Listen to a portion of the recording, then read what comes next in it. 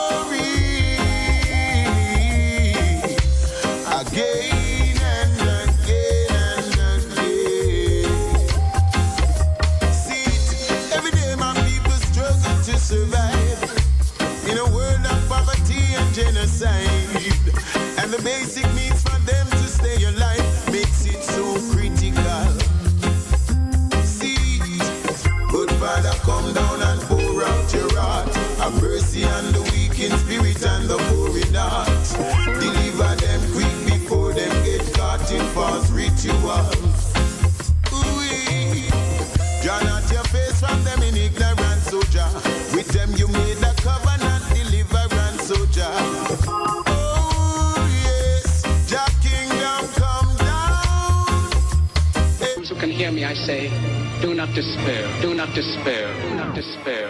A judgment, a judgment,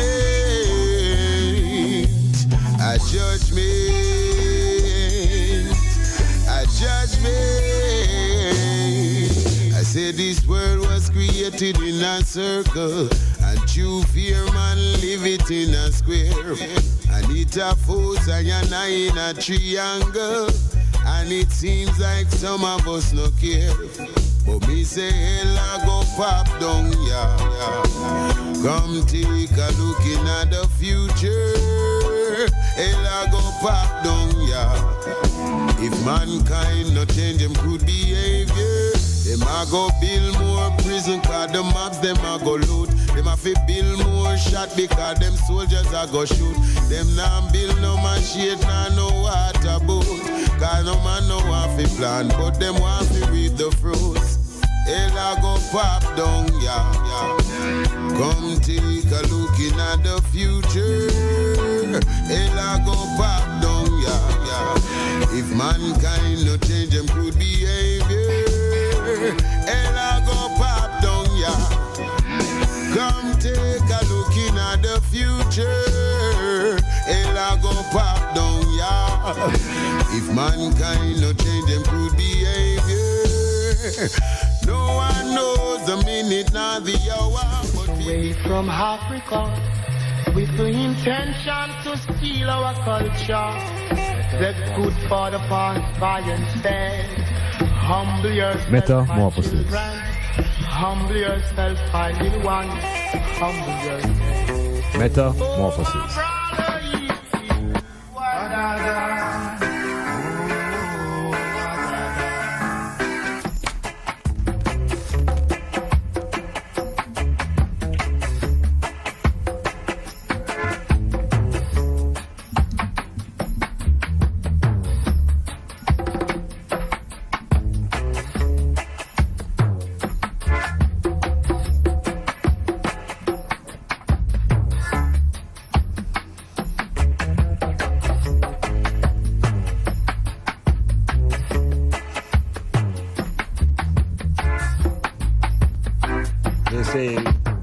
They say it's Child's Month. They say the children are the future. I, man, say the children are the present.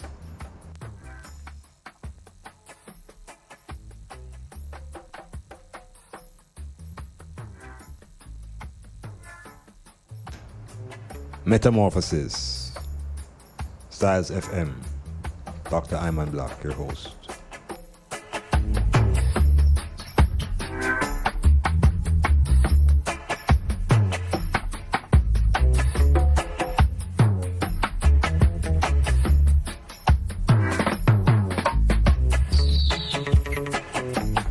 Our children can never be the future.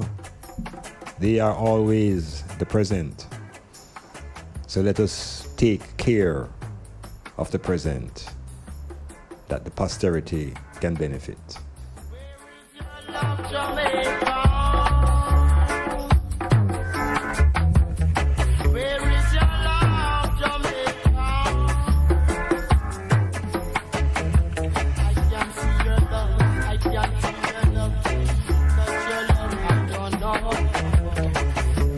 Child's Month in Jamaica. Are children an asset or are children liability? What says you? Metamorphosis.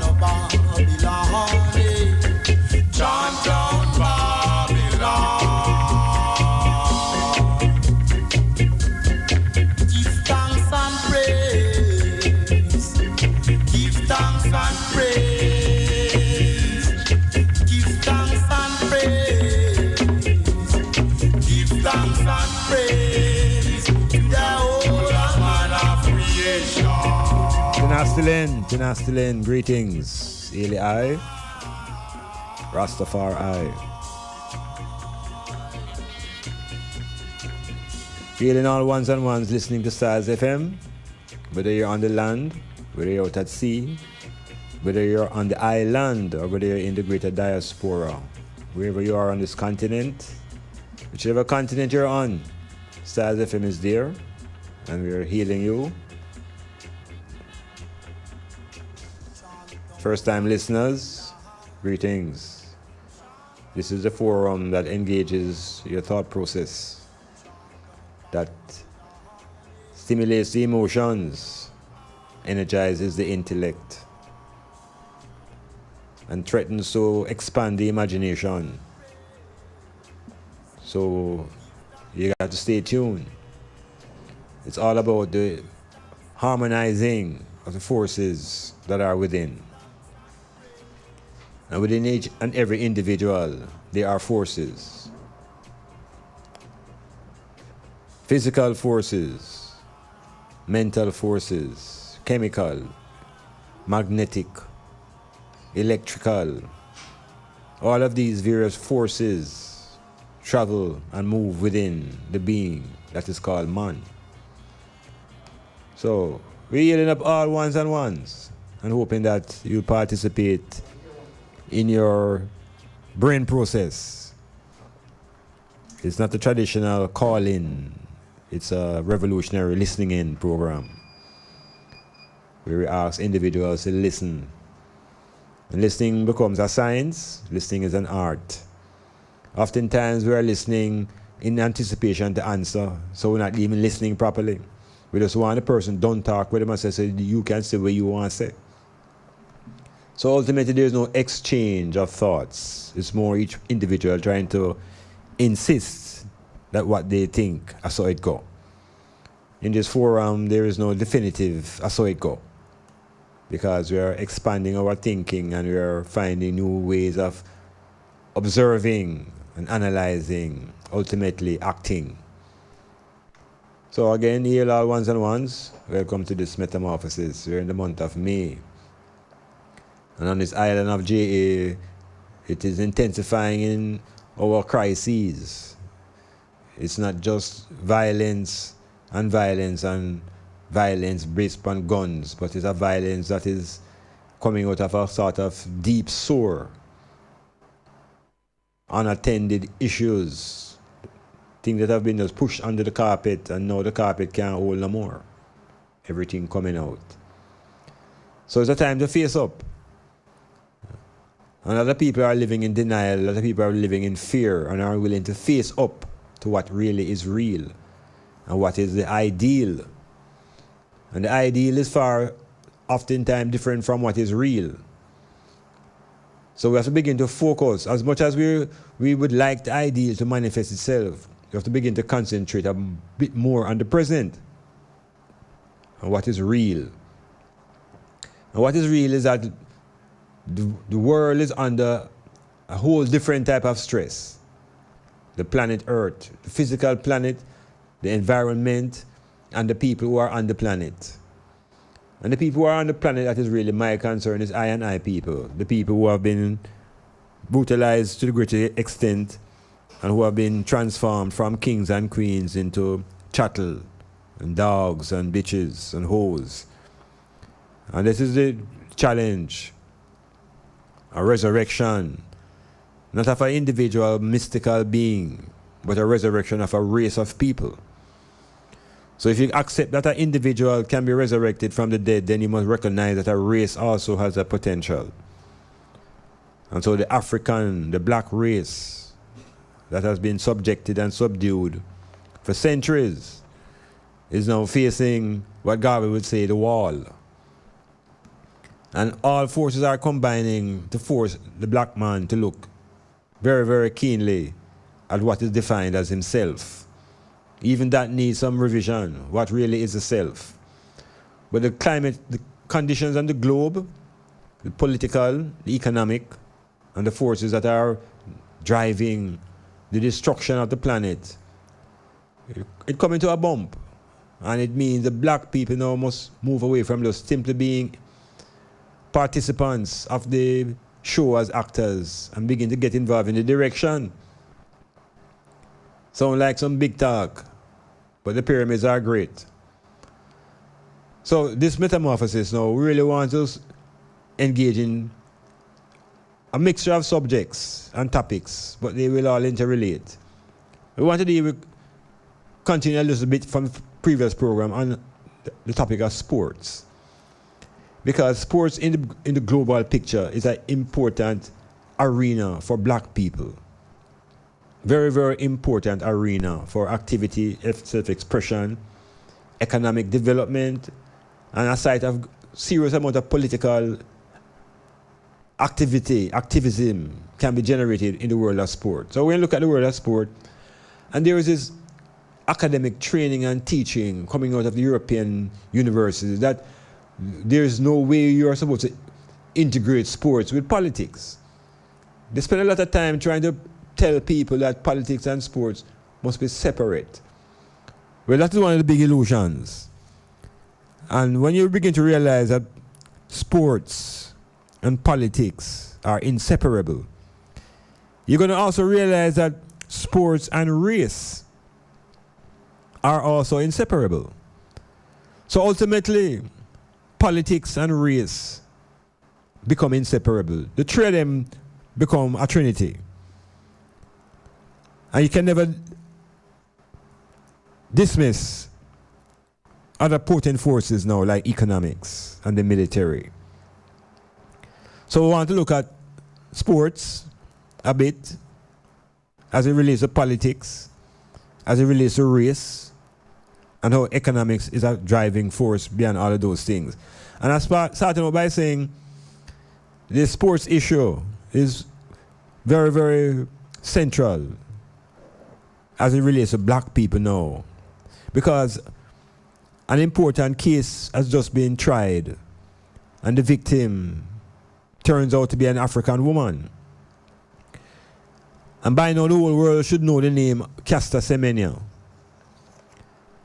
And as African people, as black people, we need to really, really take a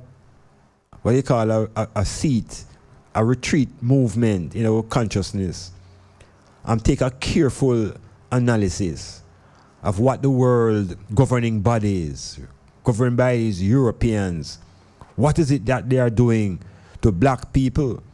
What have they done to Caster Semenya? How does that resonate to the globe as it relates to black people, as it relates to identity, as it relates to gender?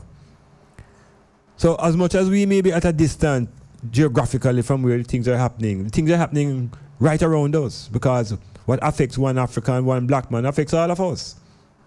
We need to have that type of perception. The same way the Jews think that anything happened to one Jew in Oyo affects all Jews in Israel. We need to get that type of black consciousness up and running. But the Caster Semenya case is blatant, and it should be up for serious discussion, because it is telling black people in the world something that a lot of black people don't want to hear. So there was a time in athletics when the greatest threat to athletics was drugs. And so they have gone through this rigorous regime of medicinal this and testing that to try to keep the sport drug free. And what has happened is that a black woman, a woman has outstripped and outpaced all competitors at certain distances. And the governing body have decided to rule against this woman and define that she has too many male chromosomes, too many male hormones in her body, and therefore cannot compete with other women. No, this is a very serious thing, because they're telling this African woman that she's not a woman. They're telling her that she's a man. Now, who are these people now determining gender? Remember now, athletics used to fight against drug abuse. And now the athletics are telling an African woman that she must now take drugs to meet the standards that they are setting to define male and female. We have to interrogate who is really setting standards globally for gender and for beauty and for all sorts of values and virtues. Who's setting the standards? So we're going to interrogate this whole Semenya drama that apparently is forcing the woman out of competition. And this is an arena where the black man and the black woman reign supreme. So it is our natural abilities that we are using that the Europeans are now saying it is too natural. And they're going to reduce our naturality by encouraging the woman to take drugs. So I wanted the black people around the world realize what's going on, and who is it, who's calling the shots, and who are these people? Where them get this moral and this authority that they can now define gender. That is a very, very, very serious point, because within this identity crisis of black people, gender and race and your name is the trinity. That is the trinity within the identity of black people. And what we see happening here is an attempt to tamper with the gender makeup of a woman. So who is the who? Is it that these people are the almighty forces? Or is it that because the black woman has proven that there's no white woman who can run in her trucks, and in her final race she break the world record again? So it would appear that in the world of sports, it is not the performers that are really the crucial persons. It is those who control the rules.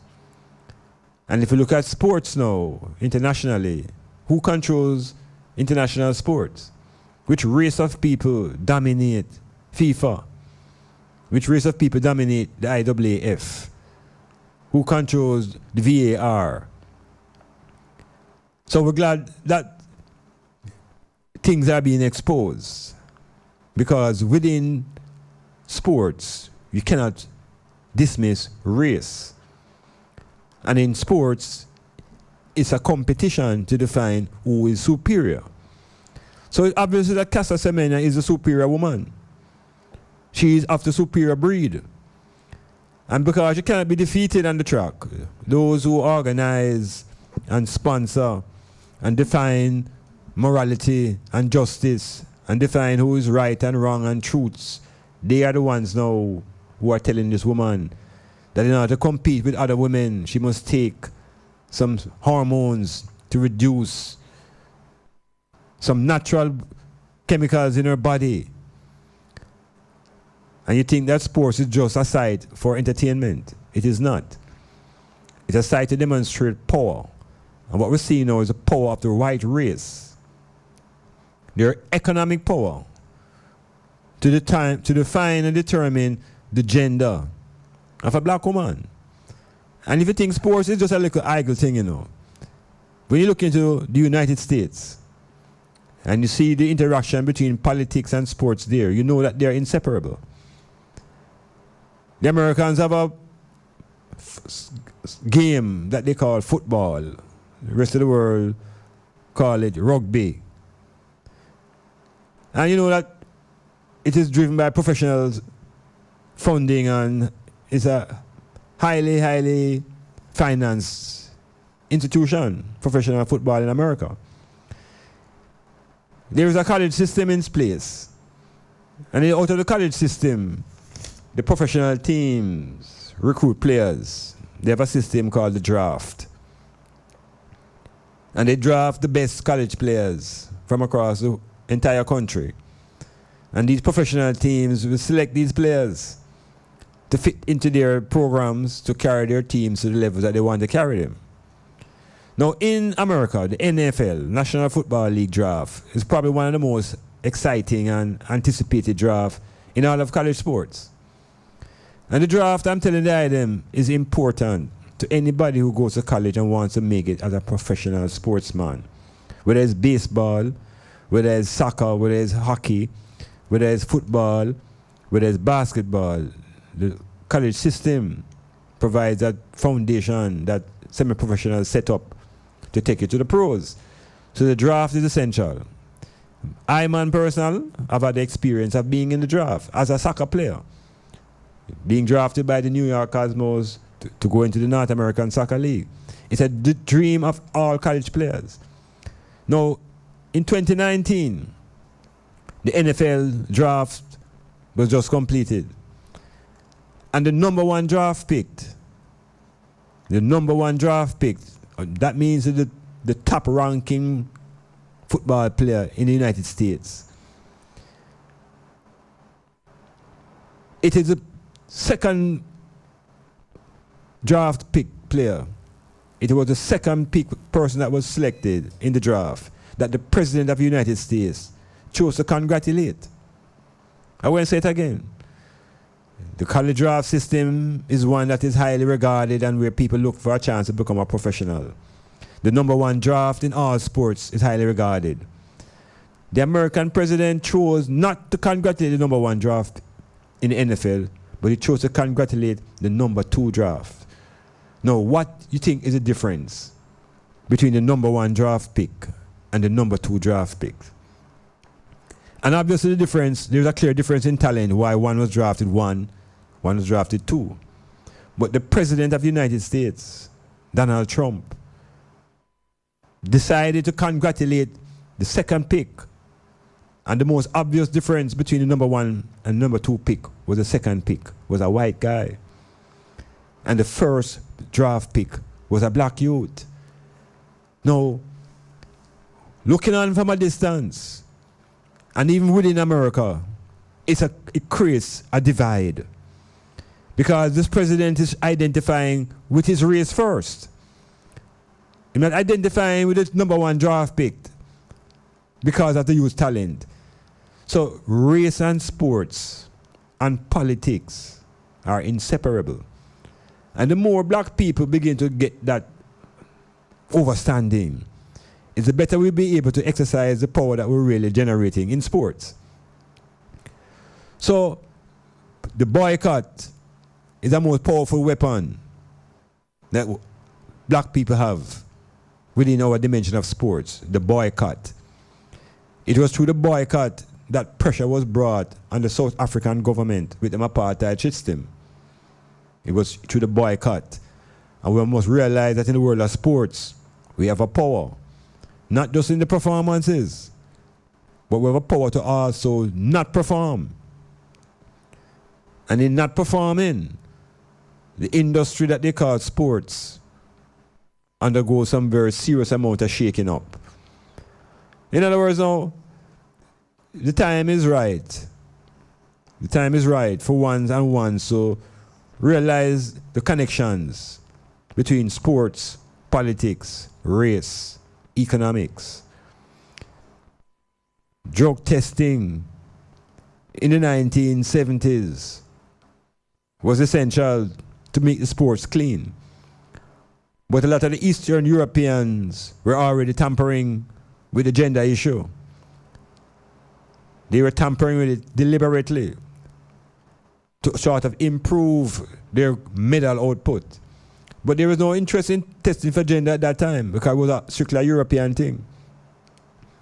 Now that the black woman has surfaced as a superior runner, there are no cries that she is not a woman, she is a man. We are living in a very serious time. And as African people, we must consider ourselves in a peculiar position wherein we have to begin to re-identify who we are, what defines our identity. What defines our identity? And I always say within the context of the metamorphosis, there's a triangular force that defines I and I identity. From the egg and the sperm connect, we have an identity at the level of race. And within a very short span of time, the organs begin to manifest themselves, help to define gender. So I and I know our racial identity, we know our sexual identity from inception. We have that, we're born with that. So it's a society that we're born into now, want to revise and revoke that.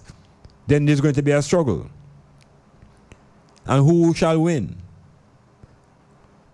I'm saying black people, we must make a decision. Will we defend our identity or will we sell out parts of ourselves?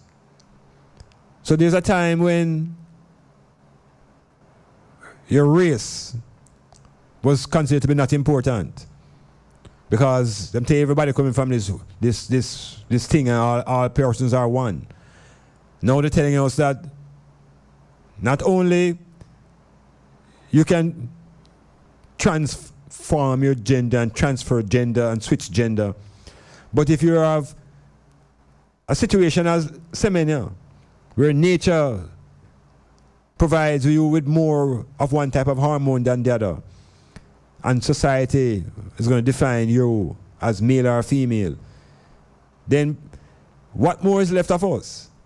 Because the third angle of the identity of African people is our name. So they're already taking away a lot of our names. Them don't tell us say African is not a race, everybody is human. And now we're seeing we're in our very identity at the gender level can be tampered with. Who sets the standards to define what is male and what is female? Who defines that? Is it the hormones in the body, or is it an organization of men who, through their scientific experiments, come up with a concept that testosterone equals male and estrogen equals female? It's a very serious time we're in, and we'll have to look carefully at the things happening around us, especially along the lines of race and power. Drug testing. Our Usain Bolt lost one of his medals because a member of his team, we hear, they say, was found to be in violation of the same drug testing. So the Europeans ultimately are the controllers of the international sports. They control the governing bodies. And black people, who are the dominant players in sports, we have to reach a point where we want to graduate from just simply being performers to get involved in the ownership of some of these sporting arenas. Yeah, it's a very, very rough time, and the globe is undergoing change. There is tensions, political tensions in our neighborhood. It is quite possible that we can rise in the morning or next couple of days and hear that there's a full-scale war in Venezuela. We see where the United States is determined to exercise what they call the Monroe Doctrine, that gives them the right to tell people in this region what to do. We hear that the Russians are also telling them that they also have the right to tell the Americans to leave Syria and to leave the areas that are not a part of the continent that America claims. There's a lot of tension in the globe. But we have to focus on what is it we can resolve. And where do our powers rest? Powers rest in our culture. And sport is an important element of that culture. Metamorphosis. I don't make up high and I mind to go through the same thing like I and I forbearance, but cheers.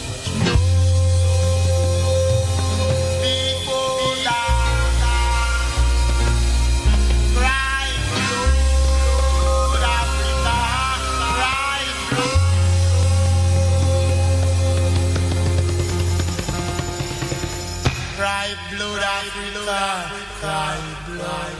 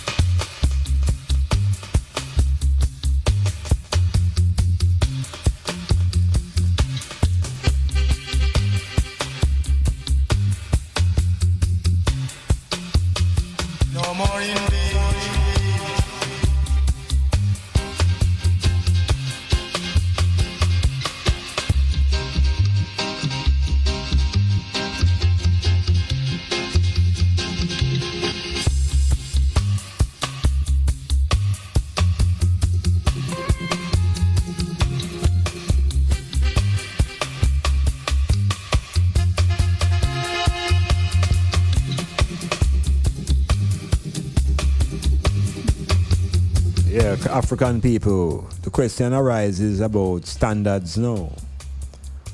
And ultimately, the question must be addressed in a very serious way. Who or what is it that determines the standards by which we judge things? For example, the standard of beauty. How do we arrive at the standard of beauty as black people? Where do we get our information? What informs us as to what is beautiful? Because we are suffering amongst ourselves, you know. We have a dichotomy called ugly and pretty. Yes, and we have a thing called straight and nappy. So the standard of beauty, who establishes that for us as a people? Do we define what is beautiful based upon how we view it out of our own historical self, or is it that we are programmed? Is it that we are conditioned to have a certain view of what is ugly and what is beautiful? Because it's standards. Standards are set by people, you know, societies, groups define standards. So as it relates to beauty, we know through our experiences in this Caribbean and beyond that the African features have been demonized as ugly. African features, black features. And nobody can ramp with that argument, because no matter how you try to polish it up, it's true. And what do we mean by African features? It means that these are features that as African people, it makes us unique. That's what makes the collectivity and makes the thing in common. Just like how can we say Oriental people, there are certain features that make them Oriental. So identity must have a look. But the first thing you do is observe. So that's how we begin to create the concept of identity through observation. And you observe by what you see. And you see objects that have skin, that are covered, and you begin to describe them in that way. So when we want to talk about African beauty, there's always juxtaposed, it's always set against. European beauty is like them programs to think that everything must be set against Europe. In other words, always this white versus black. And yet Chinese are there and Indians are they're not some of them get locked out of that white and black beauty standard. They're not into it. But the black people, we get so trapped into the sense of beauty being as far away from dark as possible. You know, where did that standard come from? Who is it that looks like that? And why is it that the people who look like that strive to live and spend more time in the sun? So we have to straighten out ourselves in terms of standards and recognize who's setting the standard and whose standard must just go away, who must chase away. So straight nose and thin lips. These are also features that people think when you have them, you're pretty. Or cute. And my mother always tell me, say, our monkeys are cute too. Even monkeys are cute. So, me always grew up in a cute talk, you know, with a cute boy. Just where they know the boys, them got cute. It's always girls. Girls are always cute. What a nice girl. She's a cutie. All of a sudden, no, boys get cute. So we have an issue amongst ourselves when it comes to standards and who set them and why we follow them. We open a magazine and we see these girls with this wave here blowing in the wave, blowing in the wind. Yeah, so that looks like the thing. So everybody wants to have wavy hair, long wavy hair, that they can flash behind them head the way it happens in the movies. So our standards are heavily influenced by the slave owners who programmed I and I into having us view them as pretty. They became beautiful and our own imagery became evil. We became ugly. And so the nose that we were born with the shape and size allows us to take in the amount of air we need in hot climates, suddenly now it's too broad. And the thin-nosed persons who are living in the ice cold weather who can't take in a whole lot of air through them nose because it will cut out the nostrils. They have some very thin noses and thin lips and everything thin hips, no hips. Just kind of stay away to fit into their environment. And to them they're not really comfortable with themselves. It's obvious. Because these Europeans who setting the standards of beauty trying very hard to look like black people. Very, very hard. More so trying to look like Rasta. So the black people now must wake up out of this standard of beauty where white is all right. We must realize that the basic standard of beauty for black people must be black. The basic standard of beauty must be black. Now, not only the Europeans set standard of beauty, now they are setting the standard for what is male and who is female. They now are defining gender. So you know what next? So is it a matter of I and I just accepting these definitions? Where is the resistance? How do we resist? So it comes with self-consciousness. We have asked ourselves some hard questions when it comes to identity, standards of beauty, standards of truth. So we in the Caribbean, when we want to get the truth to anything, we go to white people in England. Because the standards is set by them and they define what is true and they define what is not true. So a lot of our morality and our virtues are defined by white people's standards. And they themselves now are spending all of them life trying to cope and copy. Hey, I hear says Africa, the brother, the English brother and his wife go have a child, you know. The English, it's a dangerous thing now, not the youth born in Africa, no. So it's African English. What is it now when this youth go all the way to Africa? And them drop him seed in Africa. This Megan and the brethren. Them up to something, you know. Them up to something. Them leave all the way from England to deliver baby in Africa. So is it that the child now is an African? You see black people, you see, oh, we have to be careful now with the identity issue. Because they now are coming into the continent having children. The Chinese soon have enough picnic there too. They're going to be Africans too. Look here, man. Africa, you're going to realize, is a national identity. National identity. And at the foundation of our being is our racial identity. So people don't get scammed now, you know. So far, them go born this 8 descendant, the 8th person in line to the English throne. So far, them go make that picnic the band. And we there go on as if we don't understand ourselves. Maybe we don't. Metamorphosis. Hail for I. Die forever I. Forever I.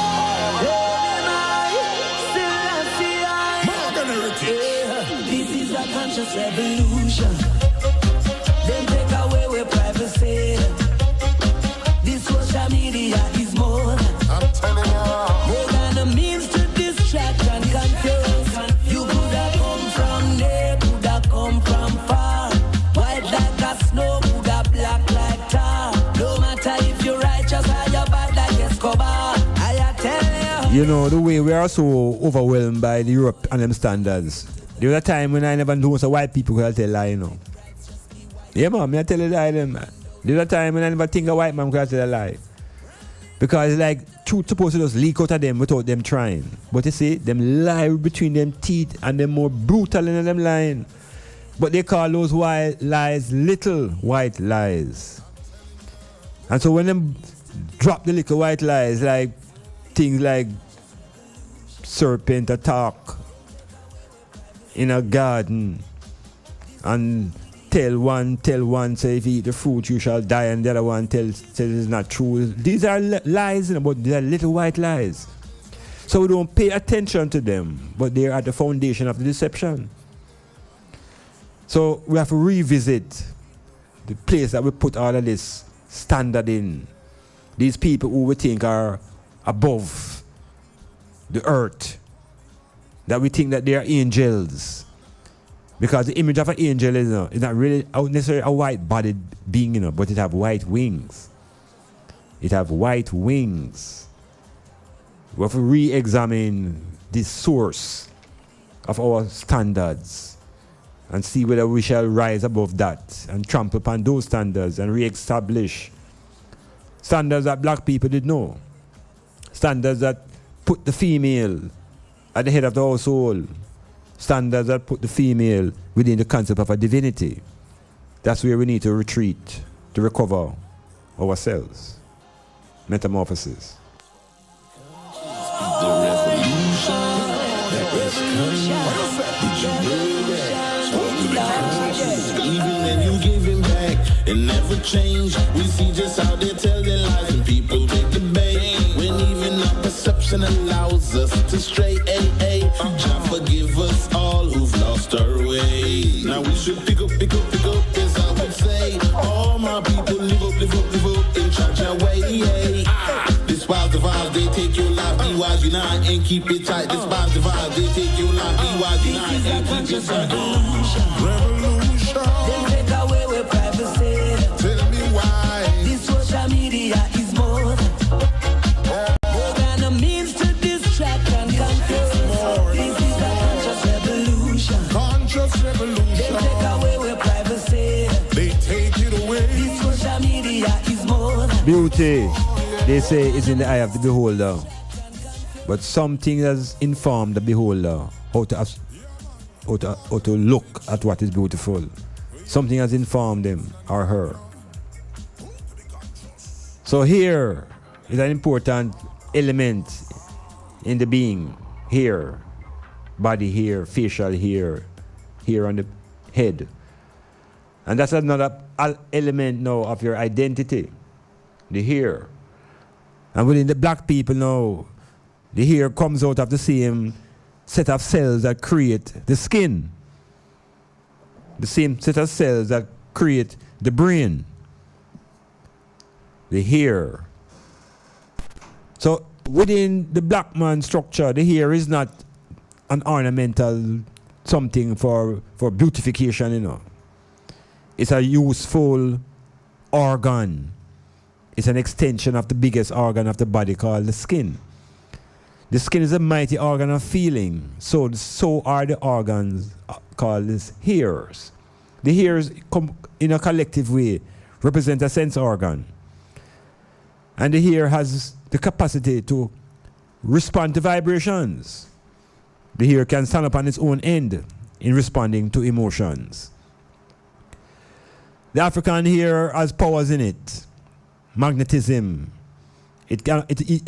Our hair also defy gravity. Because it can just go straight up in the ear and just stand up. So the hair of the African should not be relegated to something that is cosmetic.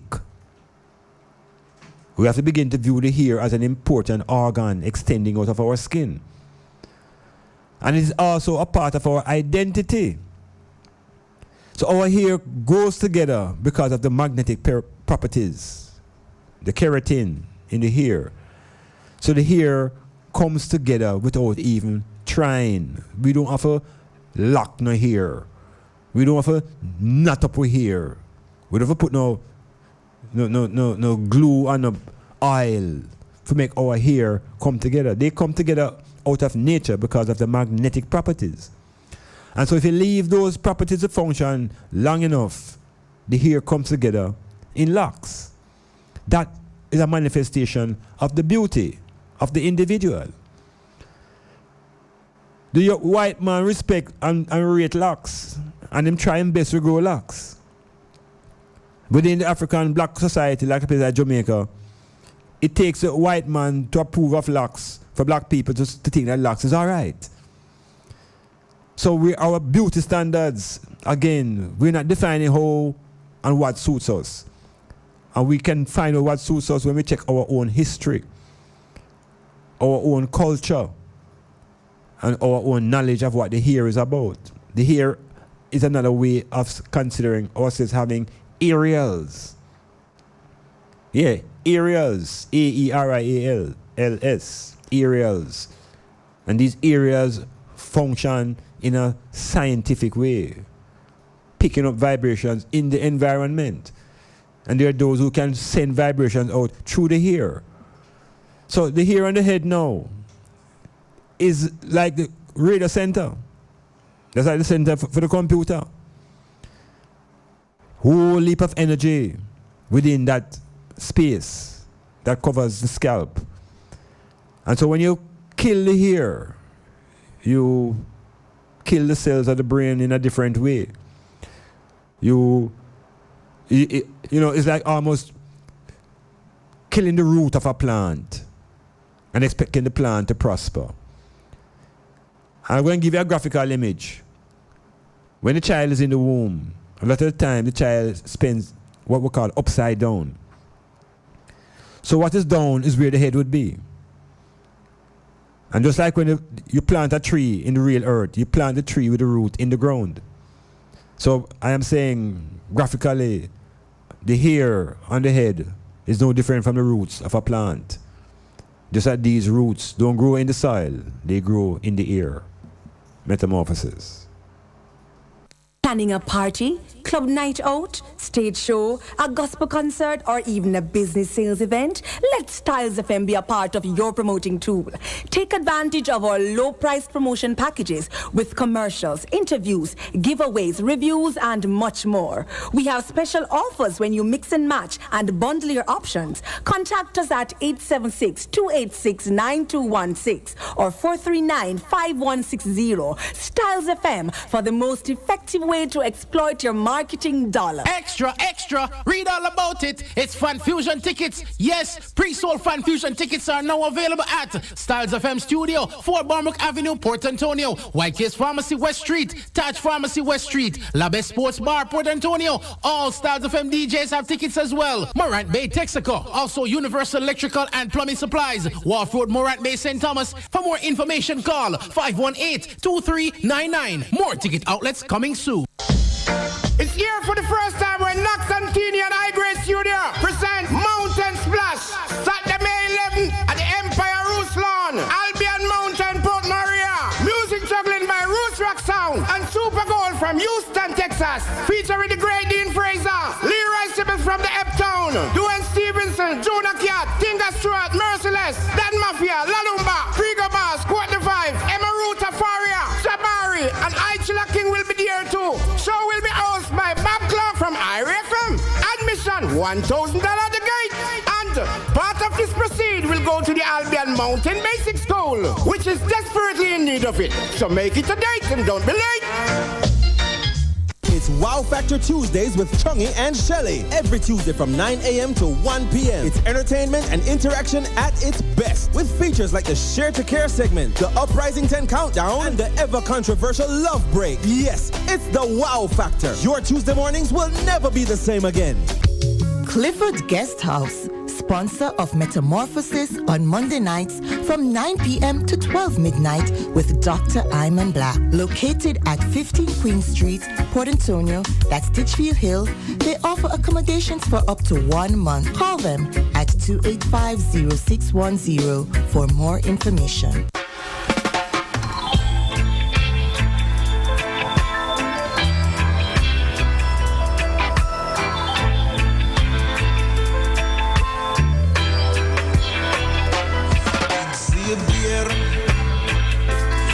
Jah be praised. The goose and the ghost, let Jah be praised. Madani Lamb, let Jah be praised. Let him be praised. Let him be praised. You better let him be praised. He watereth the hills from his chambers, and the earth is satisfied, so satisfied. He maketh the grass to grow for animals. Jah made the herb for man. He made the herb for man. Jah made the herb for man.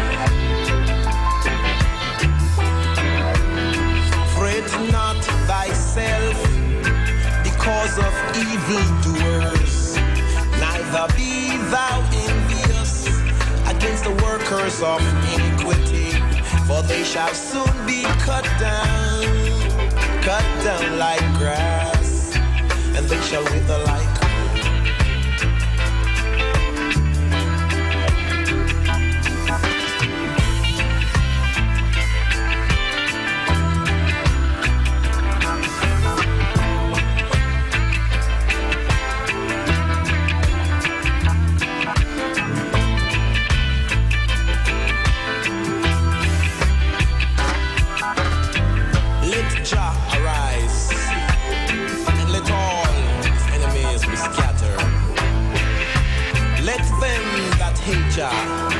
Now scatter, shatter, batter, flatter.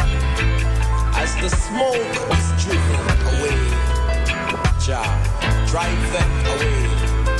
As the wax melted, let them be melted, Jah Jah. Exhibit, let Jah be praised. Daniel, let Jah be praised. The goose and aghast. Yes, the sounds of Peter McIntosh. If you're listening to this program for more than 2 sessions, you must have picked up by now that I perspective as it relates to the almighty forces and Jah and the Creator and all these forces, that these forces don't operate in the world of sport. Yes, these forces are given to us within the plantation society as religious education and academic education and all of this type of thing, but in the world of sports it's not applicable. There's no God of justice in the world of sport. And that's obvious, because there's so much cheating and gambling and all sorts of things that there's no way there could be any morality, any great moral principle that governs the world of sport. It's the one arena, I think, shows us that everything is hypocritical. So we hear again the President of the United States. He got involved in the NFL with the Kaepernick issue, showing you carefully that as a billionaire, sports, black people must just hold them corners and don't worry, express what you're thinking. Just run up and down and throw a ball in the hoop and go home. Be not concerned about political and social issues, because black people don't have that type of brain power. So this is where we are. We have to shake off this false conception of just being players and with no intellect that can go into political arenas. We have enough examples that is not so. So we have to move the reason a little bit now to explore and examine really and truly what is meant by a nation. I'm getting some very vexed feelings about the concept of a nation. Is it something that is real? And when is it something that is convenient to evoke when it suits a person? I also want to examine what does it mean when somebody is a citizen. Yeah, what is the powers of a citizen? What are the rights and responsibilities if you are a citizen of a country? How do you become a citizen? And ultimately, again, what is a nation? Because I am concerned, even on this small island, I am wondering if this island is really a nation. Or is it a collection of interest groups that have their own agenda? And therefore what happens to the greater majority? So we see the political involvement in sports in the United States.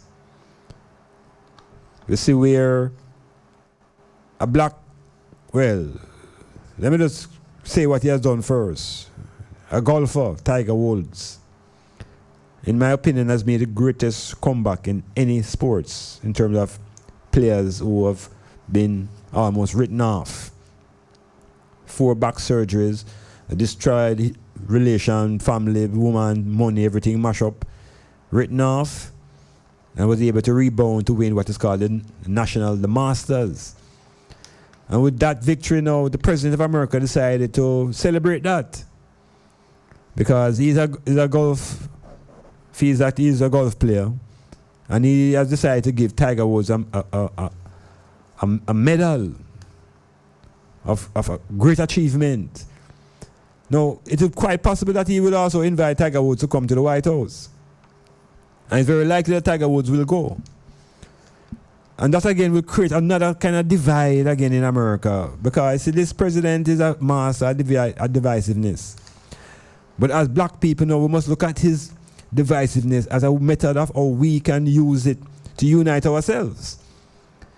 Because what is obvious, other groups and persons are using these conditions that we're under now, adverse conditions, to rally around their own culture. We see the Koreans have done it. The North and the South have closed ranks, and the Koreans not start test again, and America have to just watch. They have closed ranks. We see where the pressure is now being put on the Iranians, because the Americans want to control the entire globe. The Iranians are closing ranks. We see where the women are closing ranks. We see where the Muslims. It is the black people's time to realize that it's time to close rank. But closing ranks is a very serious issue because we have so many things that divide us. And we tend to want to focus more on what divides us than what makes us common. And what really holds us in common, first and foremost, is our identity. There are three corners of the identity: race, gender, and our name. We have to begin to acknowledge that our race is black.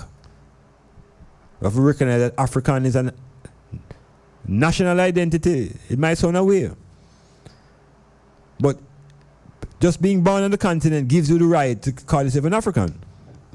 In the same way you're born in Jamaica, it gives you the right to claim to be a Jamaican. National identity.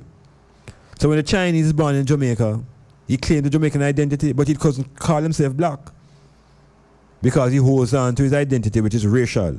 So he's a Chinese born in Jamaica. The black people have been going back and forth and back with this African concept and African born in Jamaica. And I am asking now, if the black man in Jamaica insisting that he's an African born in Jamaica, is he a citizen of Jamaica? Does that make Rastafari citizens of Jamaica? If Rastafari claims to be Africans and focusing on repatriation, where does that put Rastafari as it relates to citizenship? So, if this is a nation, then the population should be Jamaican. But we have issues with our identity here, being Jamaican versus African versus being black. And there are those who will claim neither. And there are those who will claim that they are Jamaican and that they are not African. And we're going through this rigmarole for the last couple of centuries or decades. We have to settle those issues now. Prince Harry go to Africa and him child born there. That child is born in Africa. His nationality is African. That child is born to a white man and a white woman. That child is not black. The child is a European born in Africa. So we have to begin to claim what they tell us we mustn't claim: the identity of being black. And not as an adjective, but black as a noun. Black spelled with a capital B. So when we begin to elevate our own definitions, we begin to change the perceptions that we have about our own selves. So the identity crisis is on. And if we don't resolve that, then how do we move from individual identity to a nation? A nation, give you a working definition, is really a collection of people. A nation is a stable community of people. It is formed on the basis of a common language, territory, history, ethnicity, or psychological makeup that is manifested in the culture. A nation is distinct from a people, and it is more abstract, more overtly political than any ethnic group. So the question I'm putting out, is Jamaica really a nation? Because we have all of these groups here, all of these various interest groups, and I have yet to see an attempt to satisfy the needs of the greater population, which I would call the nation. So, what is really going on here? We see where the Europeans, we see where the Jews, Israelis, are drawing lines to consolidate what them call them nation. They're putting up borders. I'm speaking now to the black people. Do we have a nation here? Or do we have communities and interest groups? And how do we define these interest groups? Are they driven by race? Are they driven by religion? Questions. More questions than answers. Eating up all the ones and ones in Florida.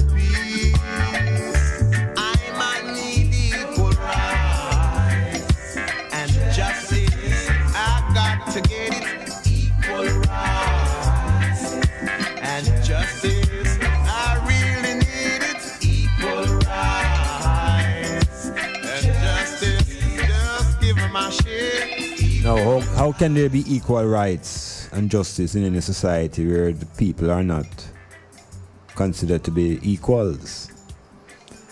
And is it really true that all men are born equal? Is that a truth? The American Constitution have that argument, you know.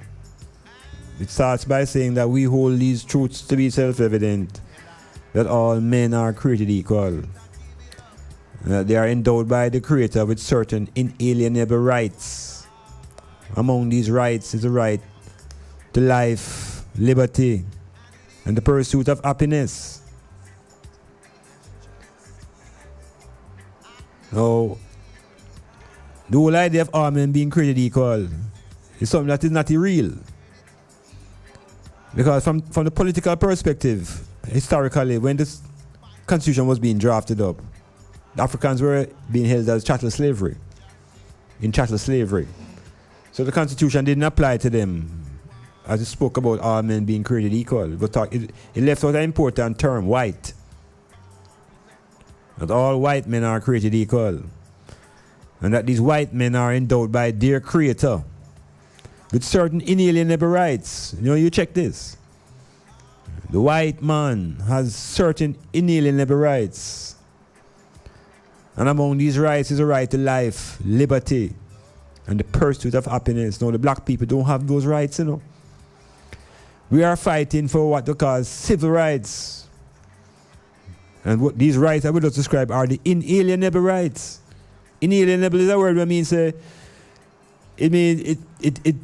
given to you by the almost want to say given to you by the Almighty. So the Almighty give them the right to pursue life, liberty, and happiness. And that same Almighty give the black people the right to pursue death and destruction and enslavement.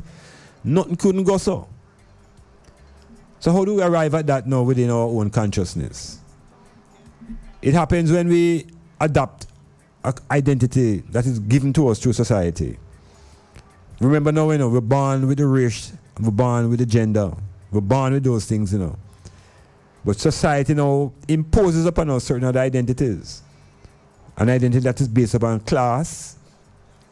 And what they call class is related to how much money you have, how much property you have, and to a lesser extent, how much education you have.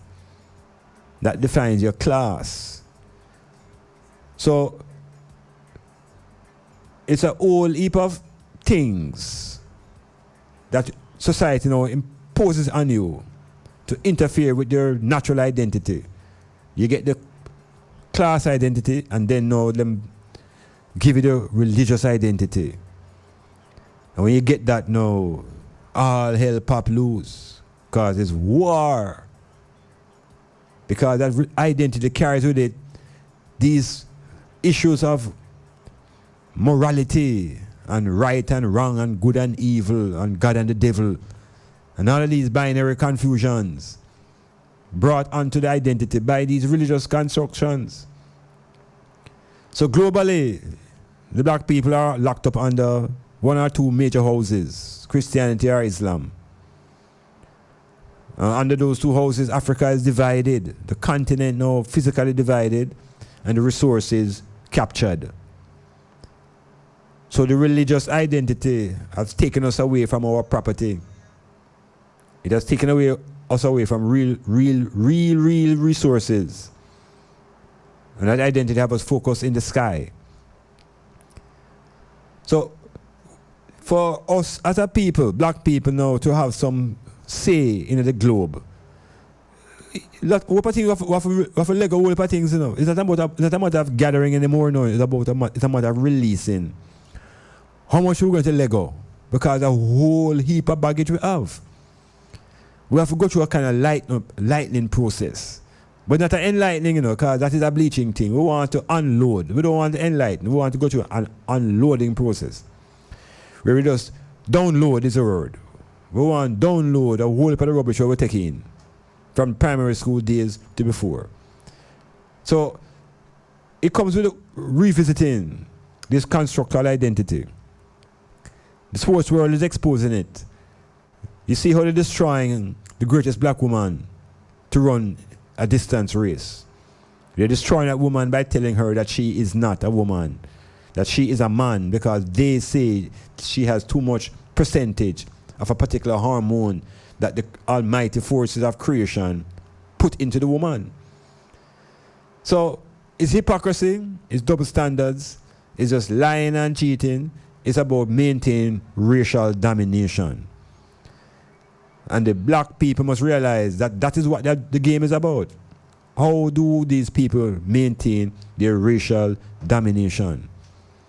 And we see the demonstration in sports, we see it in science, we see it when they go to Africa and destroy our monuments, all with one objective: to discriminate and to demonize and to ridicule people of melanin. So people of black pigmentation been given the feeling that they are inferior. And this inferiority is fed into them through the religious identities, telling them now that forces of evil are dark. And when you're ignorant, you're dark and ignorant. And if you're a man, boy, it's always a white and fool. You don't hear that. It's always so dark. And everything that is negative is so dark. And some of the most fool people you broke up is white people. But we don't equate foolishness with white. No. White's supposed to symbolize intelligence and cleanliness. Well, I think that full black is totally clean. Yeah, full black should represent cleanliness. But no, everything is reversed. So when we talk about goodness, we don't dress in full black to demonstrate our goodness. We dress in full white. And the highest point of this greatness is in the marriage. When everybody come white. Yeah. So immaculate cannot be black. I was wondering to myself recently, how is it immaculate is always white? There's no immaculate black. Black that is spotless, not white in it. Our identity is what we need to resolve. We need to get the framework together. We need to shake off what is not real and begin to adapt what is real. And what is real is that the world is run and dominated by racial forces. Yeah, it's race run the world. Militarily, it's still driven by the men who control the might. It's still a racial issue. For the black people, we have been told that race doesn't matter. Because the Almighty Creator created us all. And we hold on to that for death. Yet, in our practical liberty, we see oppression, and we see it being consistently being dealt with by one particular group of people. And we look around the world and we see it. We look in Venezuela, we look in Africa, we look in the north of the continent where they call the Middle East, and we see the same forces at work. Once we awaken to the consciousness of race, then we're going to ask the questions in the religious world. We're going to ask about what was the race of Adam? What was the race of Eve? What was the race of Noah? And how did Noah and 3 children reproduce and populate the world with all of these races of people? Are all of these things possible? We have to question the concept of race more. In the United States, it is an everyday issue. Because race drives America. America is built upon racism. It's built upon racial oppression. Race is manifested in all of the institutions in America. It doesn't mean it doesn't work in the plantation societies as well. So if we begin to look carefully and without fear within the context of race, and even realize more what Garvey was saying when he said, race first. And it does not make you the enemy of other races. It makes you conscious of your race and the need that you have to do to upgrade the race that you're in.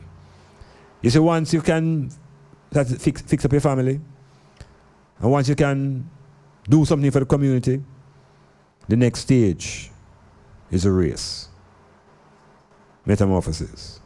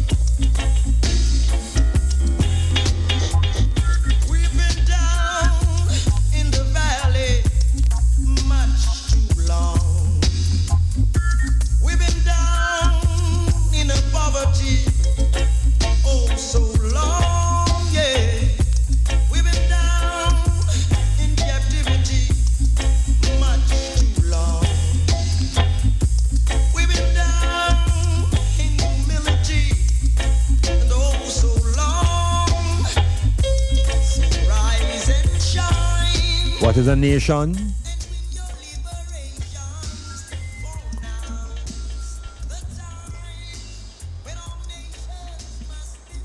A large group of people with strong bonds of identity. A nation is a large group of people with strong bonds of identity. Identity is a crucial factor in nation building.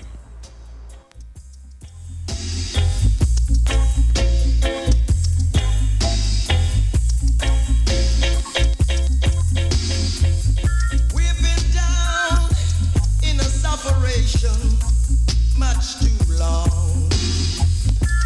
We've been down in humiliation oh so long, yeah. We've been down in a condemnation. So with an island with 96% people of African descent, what then should be the foundation of the identity of this nation? What should be the identity of this nation? If a nation is a group of people with strong bonds of identity, what is the identity of the 96% people on this island? What is their identity? Tell me.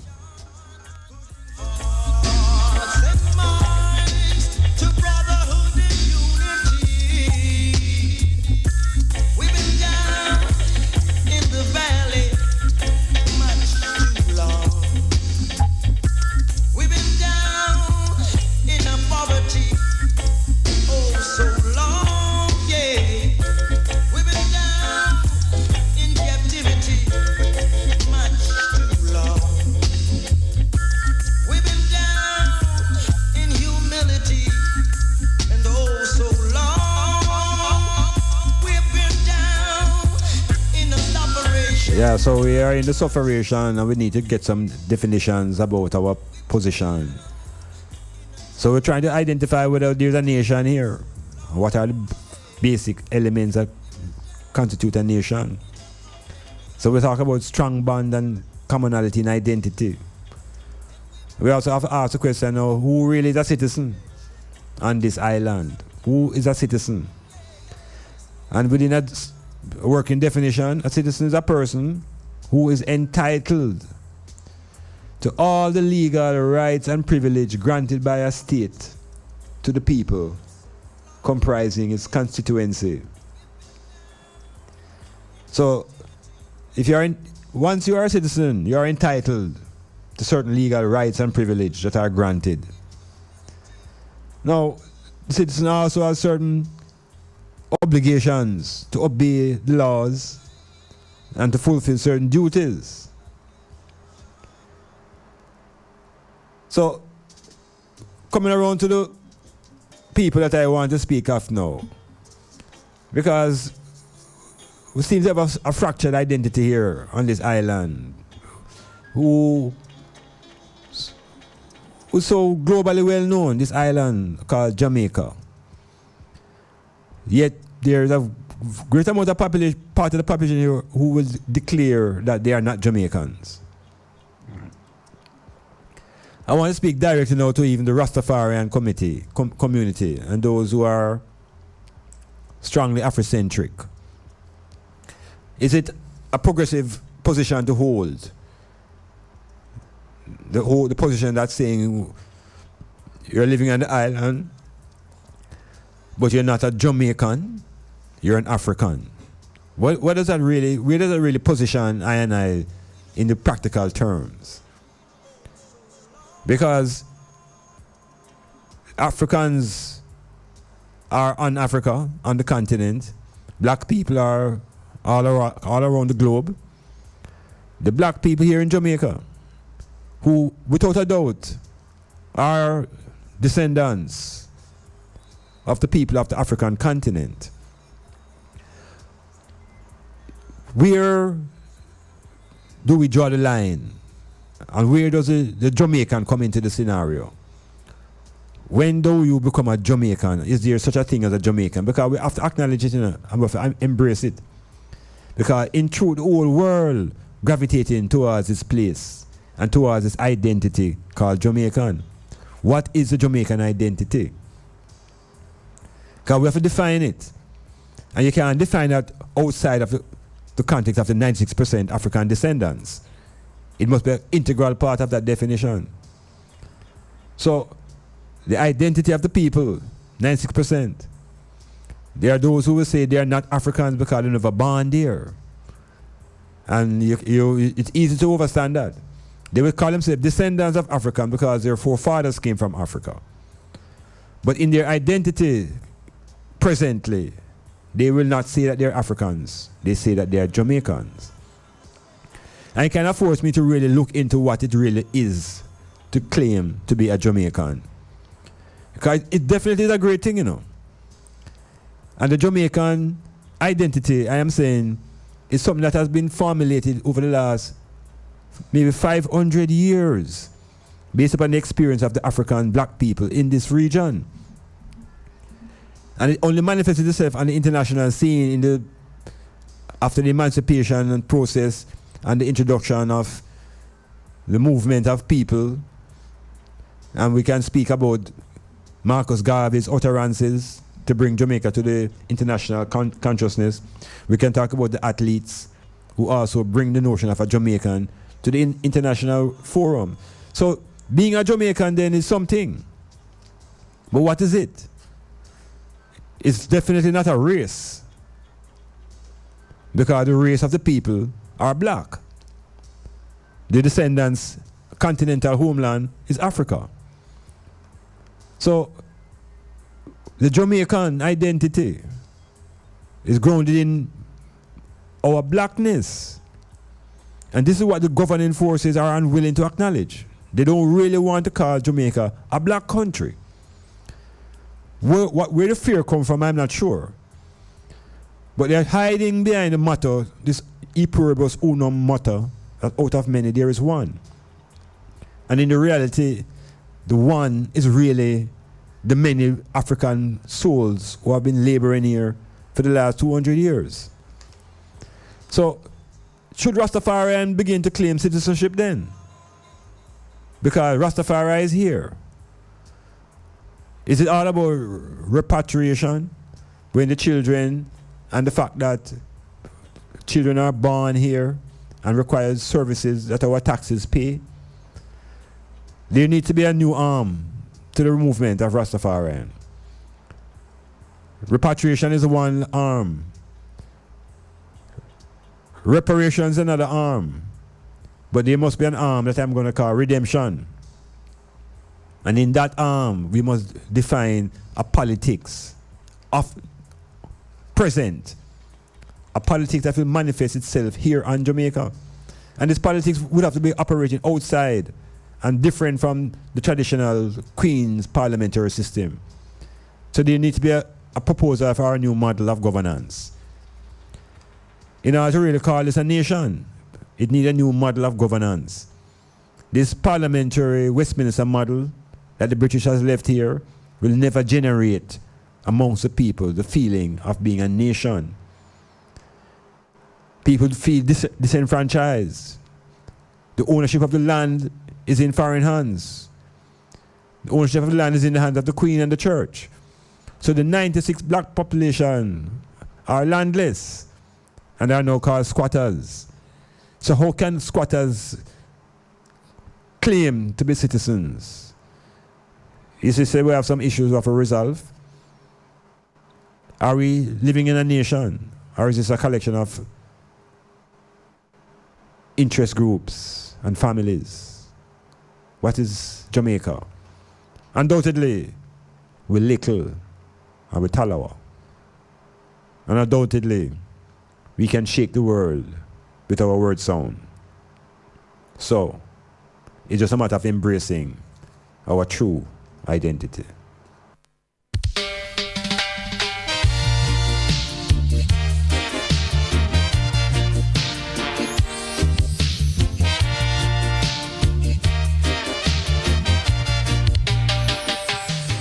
If you are living in a marketplace and you're no buyer or seller, you'll find yourself left in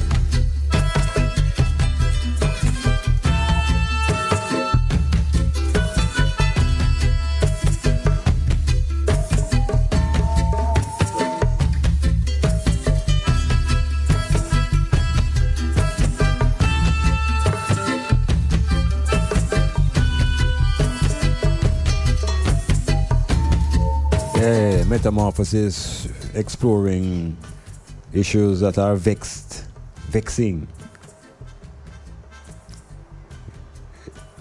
The President again of the United States, you know, a very important character in this world times, you know, because him come to make the change. Him changing things to suit himself. I and I must change things to suit ourselves as well. I'm telling you, say, America first, well, why not black people first? Why don't we adopt the concept of black people first? For everything we say and do, black people first. But then we probably have a difficulty with that because many people who are black will say they are not, because black them point to them shoes. And them point to some things that are black in a them consciousness until they say they don't look like that. But the black that I speak of is not a color. It's a reaction caused by the hormones and the chemical makeup of the body of the people coming out of the African continent as a homeland. It is a reaction of the sun with the pineal gland that generates the hormones that gives us this melanin that is considered to be black. Ebon. It's a state of energy which nothing can escape. So again, when we talk about liberation through identity, we always start with the egg and the sperm. Yeah, that's where all of us basically come from as natural people. There's a story about one person who didn't come from a sperm, but came from a ghost, a spirit thing.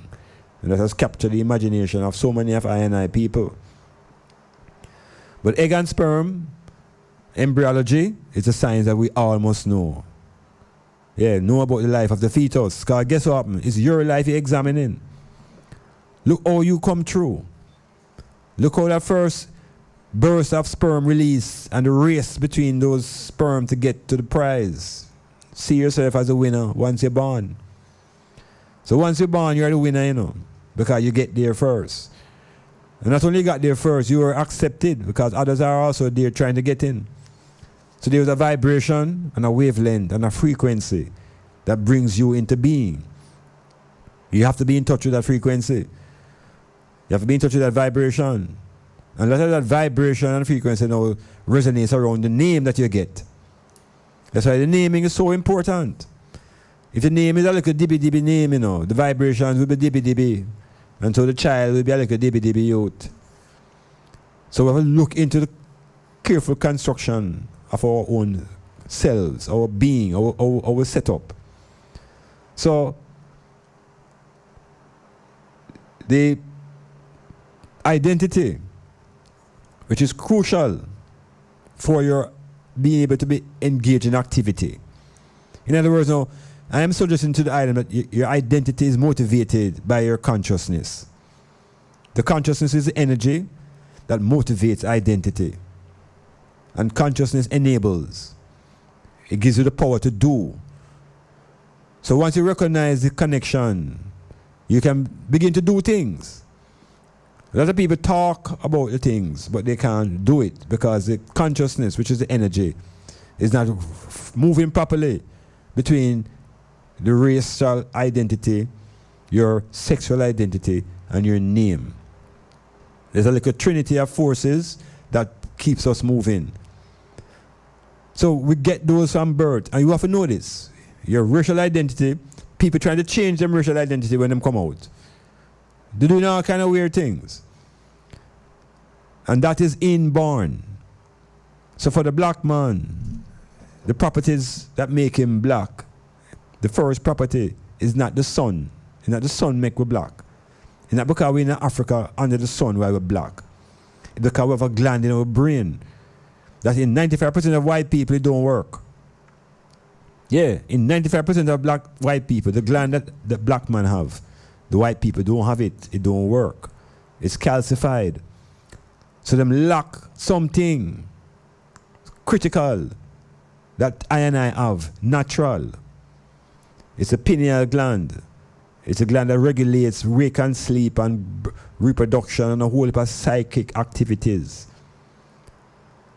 So once we become aware of these identities that are natural, we see the ones that society put on us.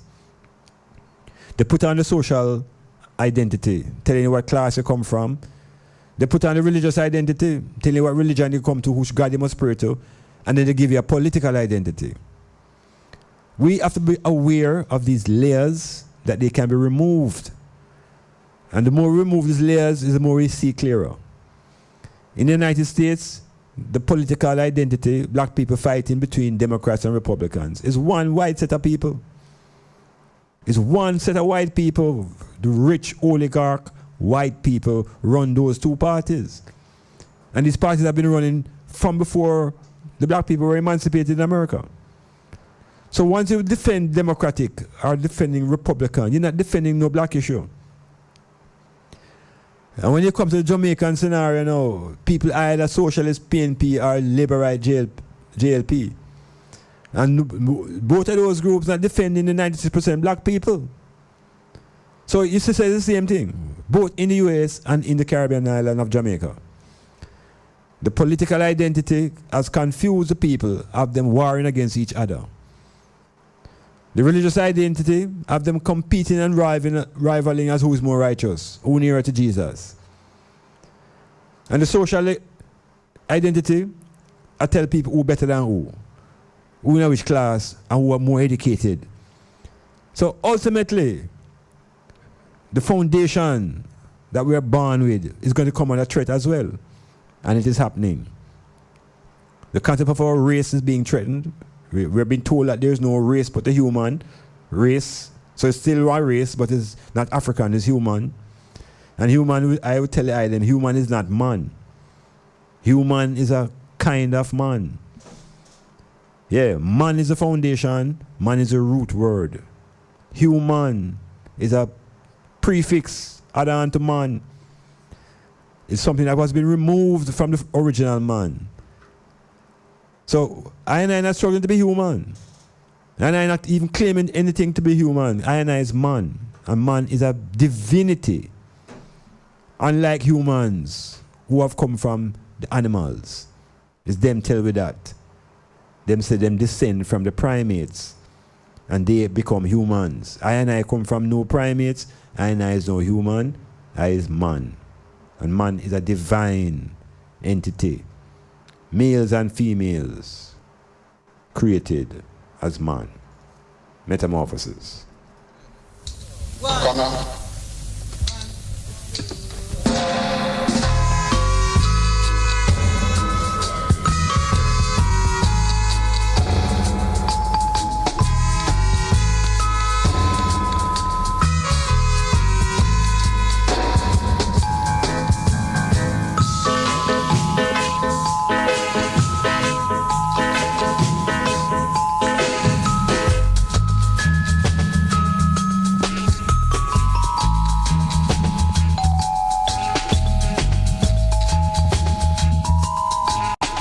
We see where Jojo is telling us on WhatsApp that he's giving us a definition of ethnicity.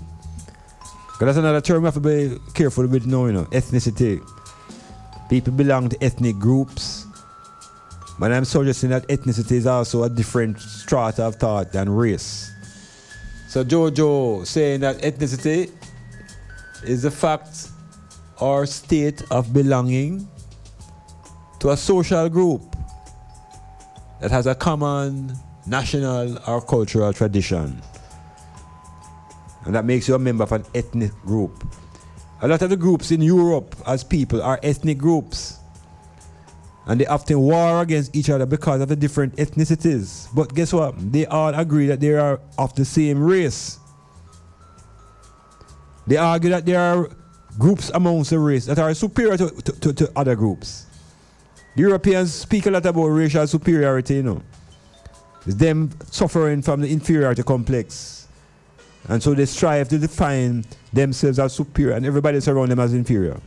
Adolf Hitler is the most famous European to outright claim that white people, the Aryans, are a supreme race. It was considered politically incorrect to make those type of statements. In this world of today's Trumpian universe, there is nothing as named political correctness anymore. They have removed the veil of hypocrisy and they must say it exactly for what it is now. So we have to face up to the reality.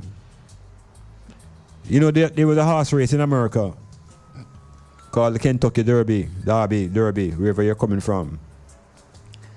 And the horse won the race. And the horse was disqualified. No, the Kentucky Derby, you know, Churchill Downs was probably the biggest race for the year in America. Or one of the Triple Crown, something like that. But big race. And the horse that won the race was disqualified, you know. Then disqualified the horse because somewhere along the journey, him cut across two other horses, kind of caused one of them to slow up a little bit. But those horses that were interfered with weren't factored into the end of the race. They weren't part of the finals, down to the wire. So this horse now that did that eventually won the race.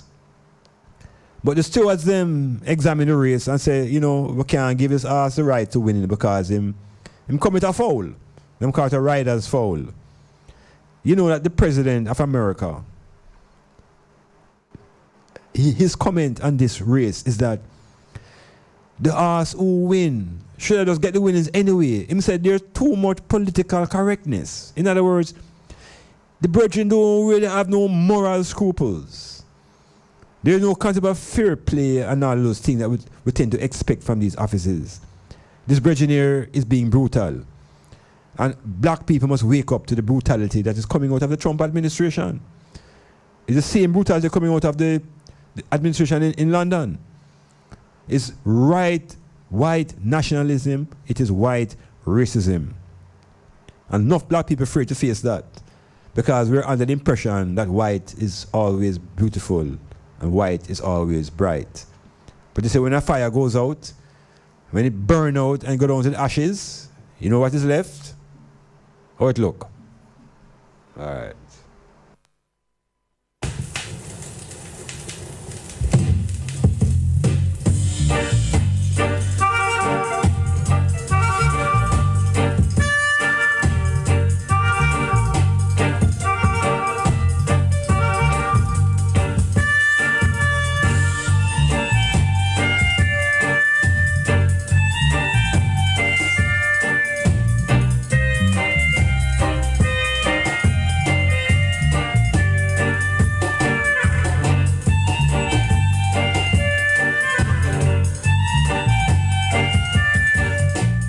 Yeah, we're going to just kind of segue out of this section, but I will not go out without saying that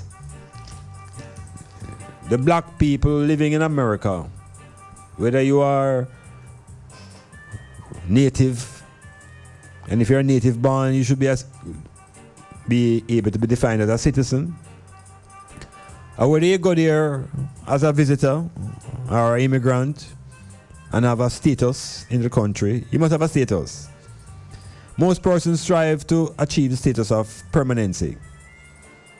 Because in that status, you feel comfortable to project into what is called a future. Well, this administration of the United States is determined to make all people who are not what they call not white feel very uncomfortable. And there's an attempt now by the administration to pass a new bill that would be able to force people who are naturalized citizens into a situation where they could actually be deported. Because you have to understand now is laws, and all these laws are made by men. And these men will change the laws to suit their own agenda. So now Trump is finding another way to get people out of America, people who are black. And so if you're living in America now, you know, and you have your green card and you feel safe, there is something happening that you better check out carefully. Because they're creating new laws that even if you're permanent, if you violate certain benefits that is not belonging to you and you have been a part of it, you're lined up to also be deported. These are scare tactics. These are arguments to get people more anxious because America, the USA now is easily recognized as the United States of anxiety. Metamorphosis.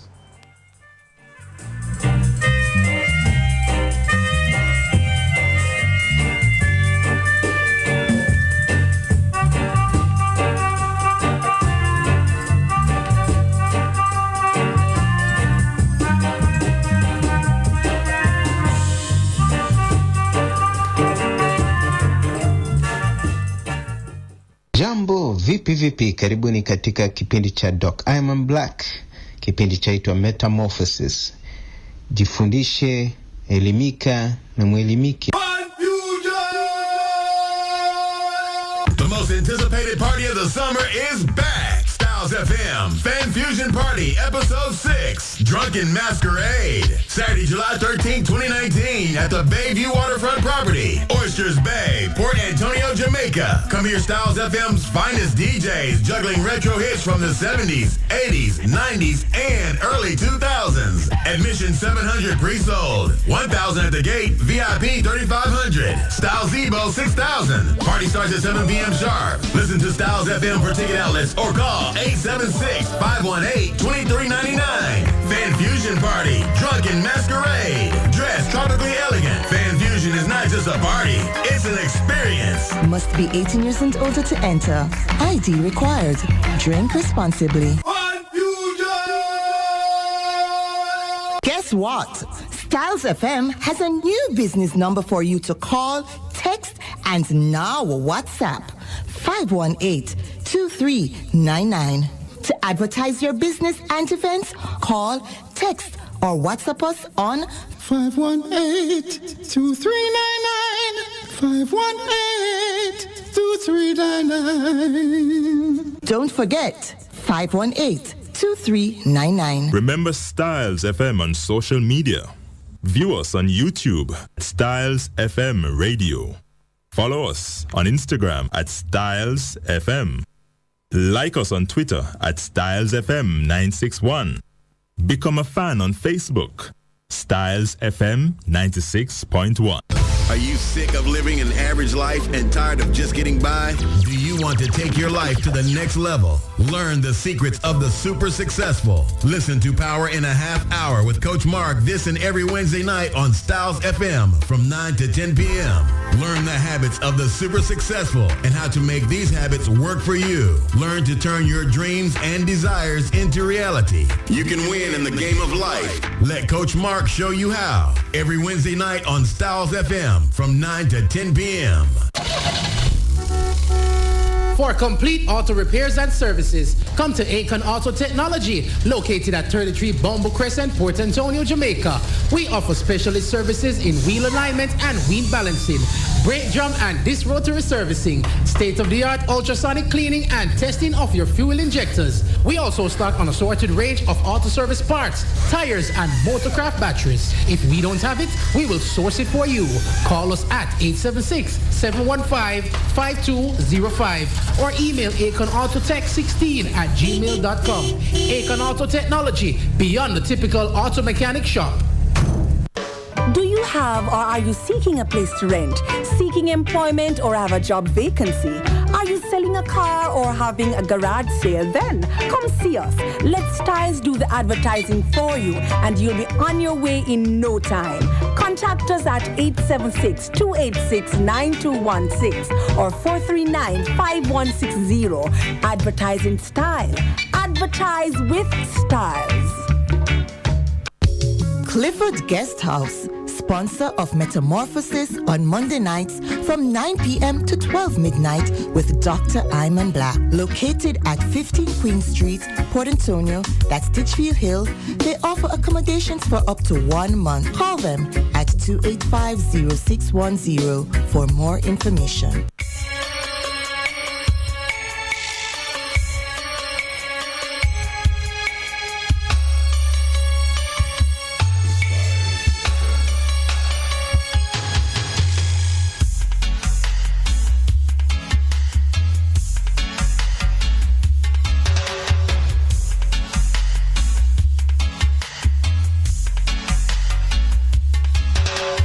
Who were the founders of science and of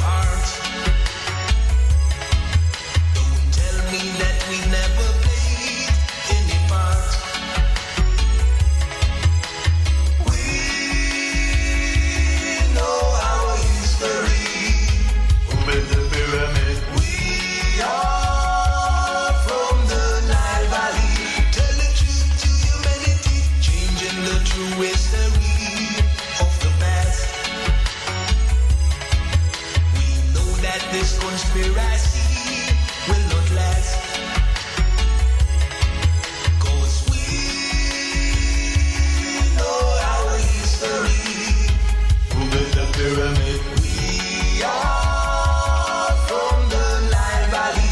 Tell the truth to humanity. We all know your aim. Come on, the story, and we all have a claim to fame. Time to tell the world now, we all know your aim.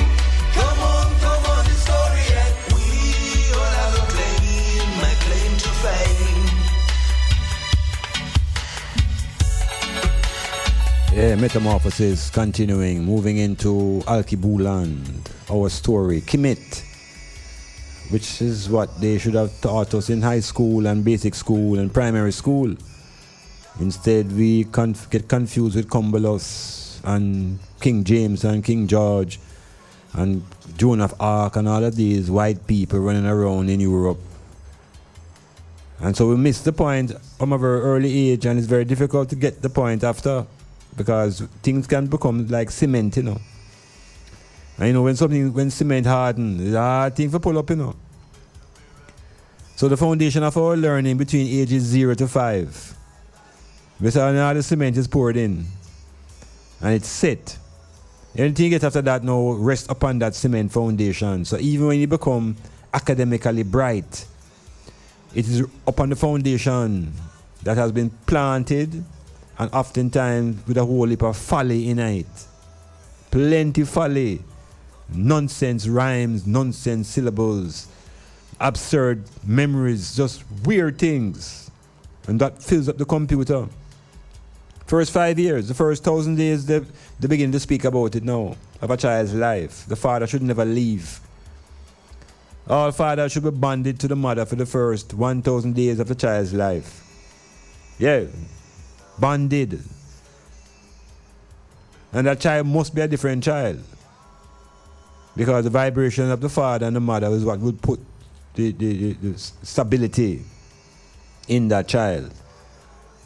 Well, as we talk about our ancient stories and our cultures, the Nile Valley culture is an important point of resurrection.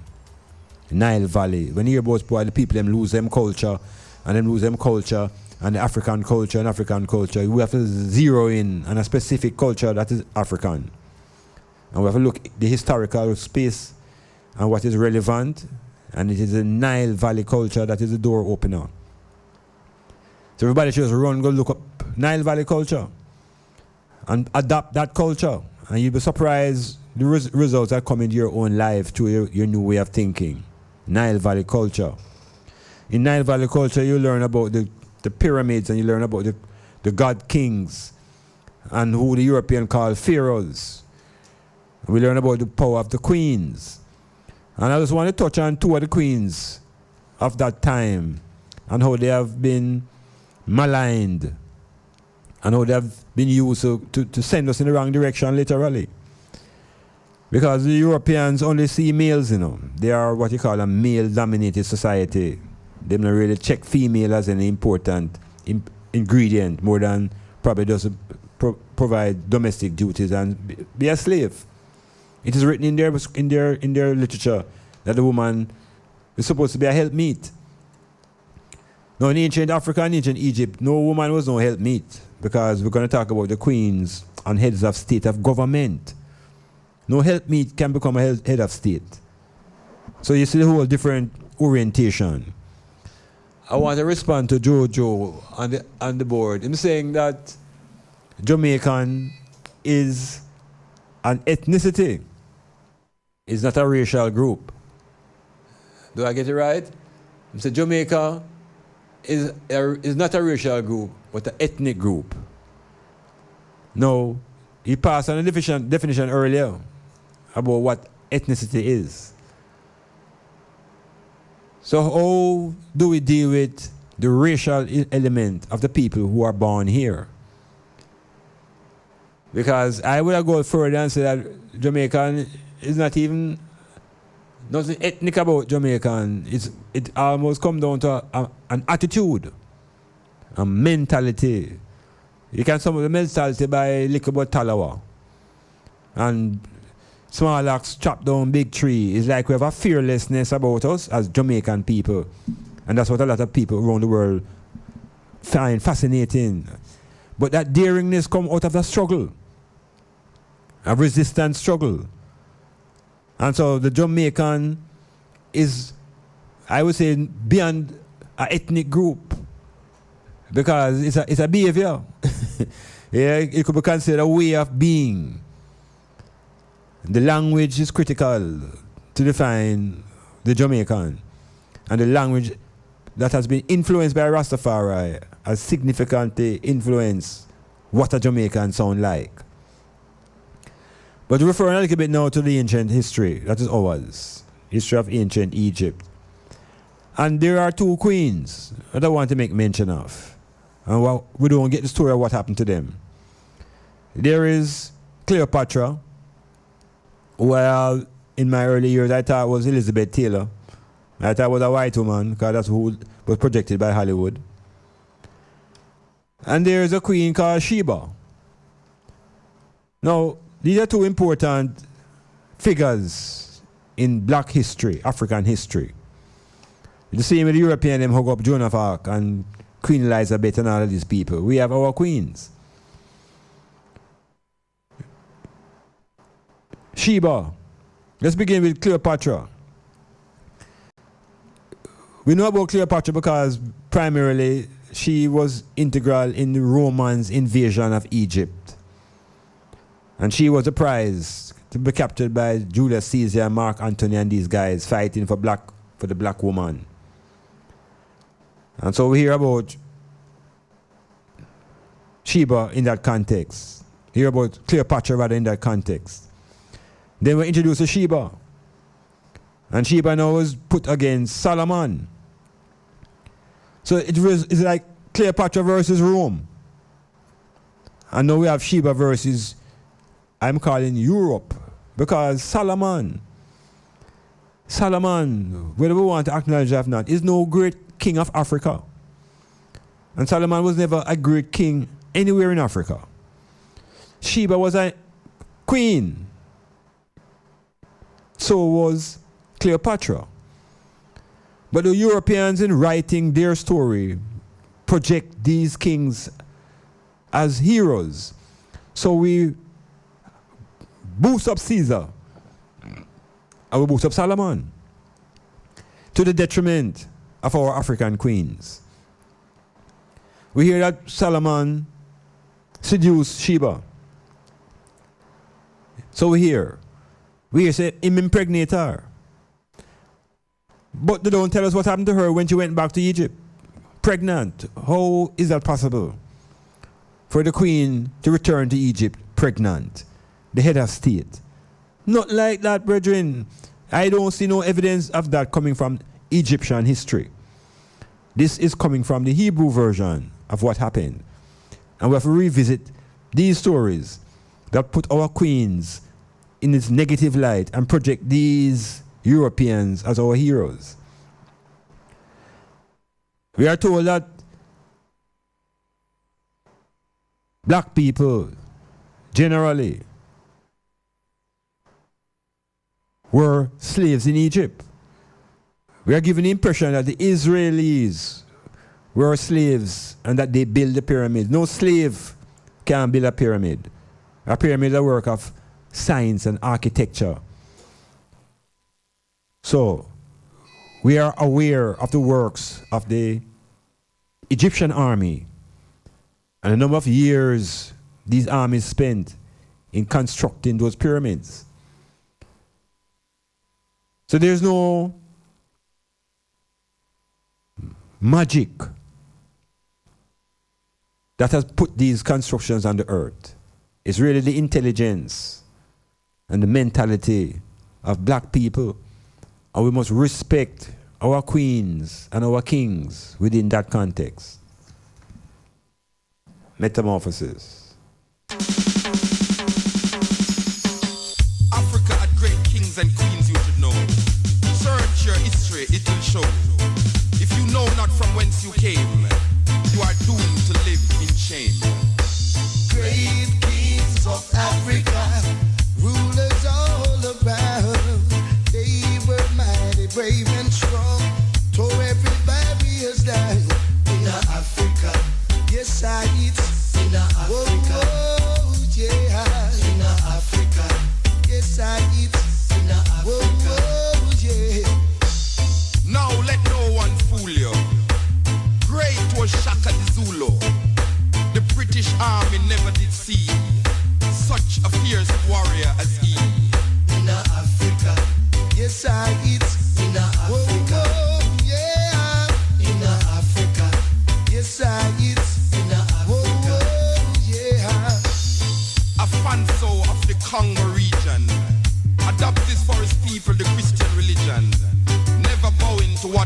crusade, uniting this people against the slave trade. In Africa, yes I it's in Africa, oh yeah.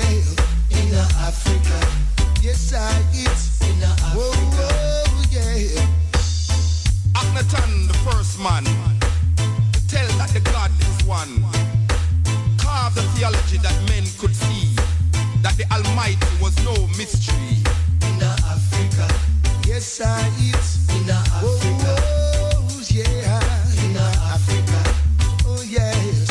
In Africa, in Africa, yes I it's. Yeah, Africa is the foundation of Western world and the whole world at a different level.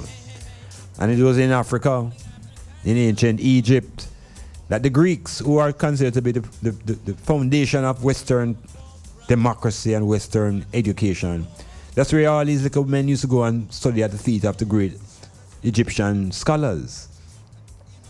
And it's in their journeys into that place that for the first time Europe heard the word Atlantis.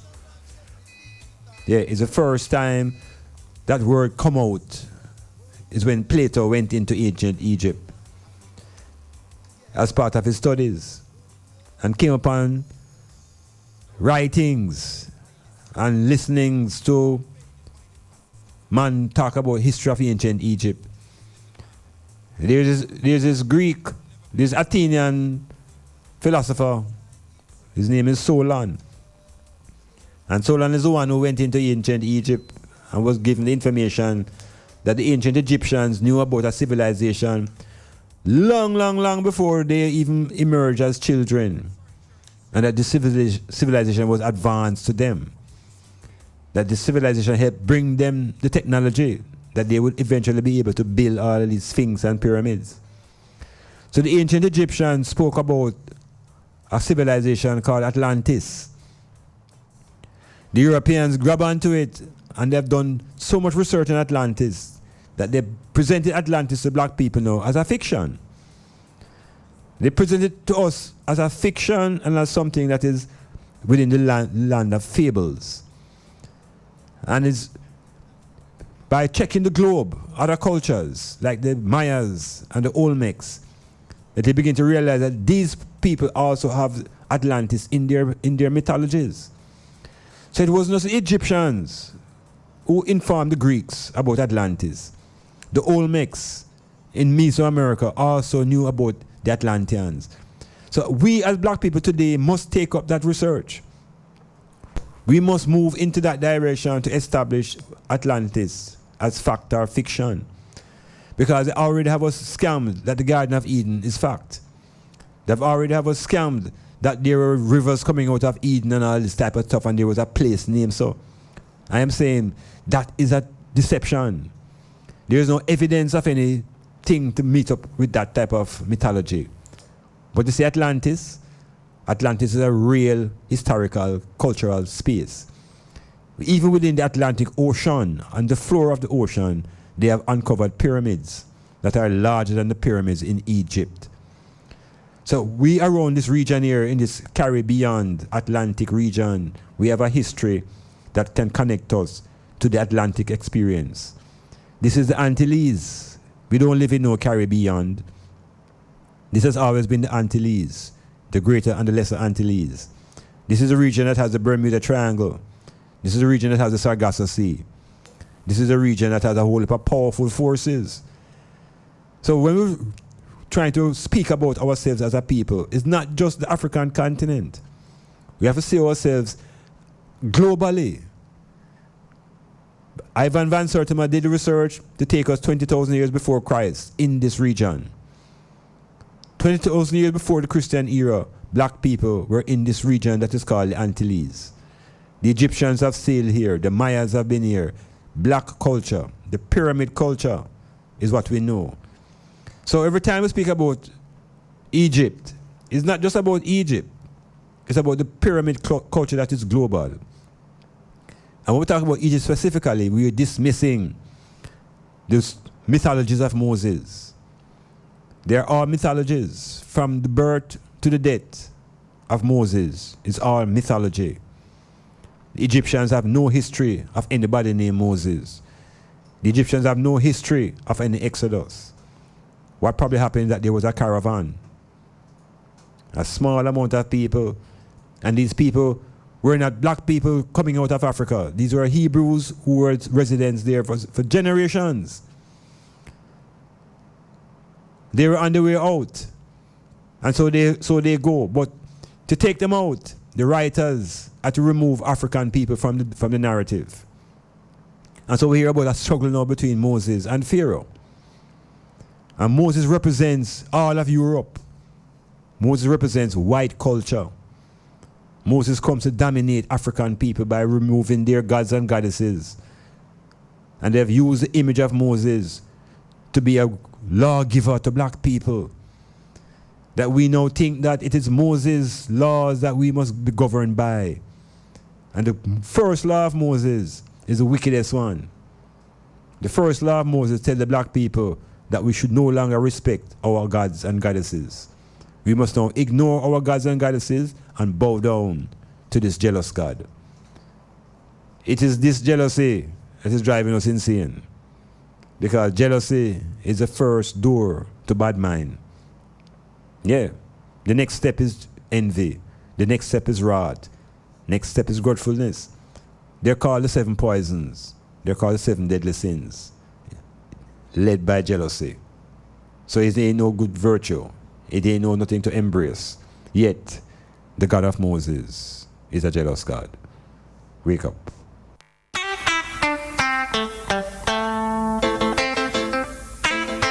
No more will I roam. Yeah.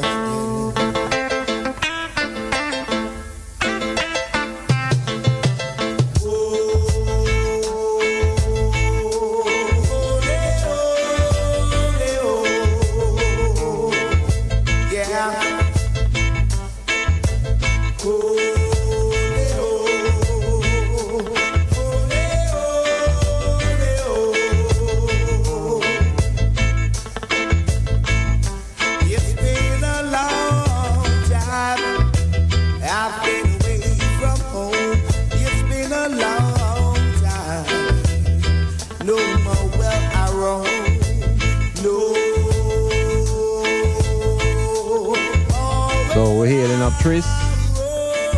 We're hailing up Lance. Lance is in New York. We're hailing up Damian in Tampa. Hailing up all the Canadians them. And I want to say something to the New York people now. You see the New Yorkers? You can get a copy of The Black Tridentity, you know. I'm on the latest book, Cultural Liberation Psychology. Right there in the New York area. I'm going to give you some digits, and you just shout, my brethren. And he shall tell you how to link him, that you can get your personal copy.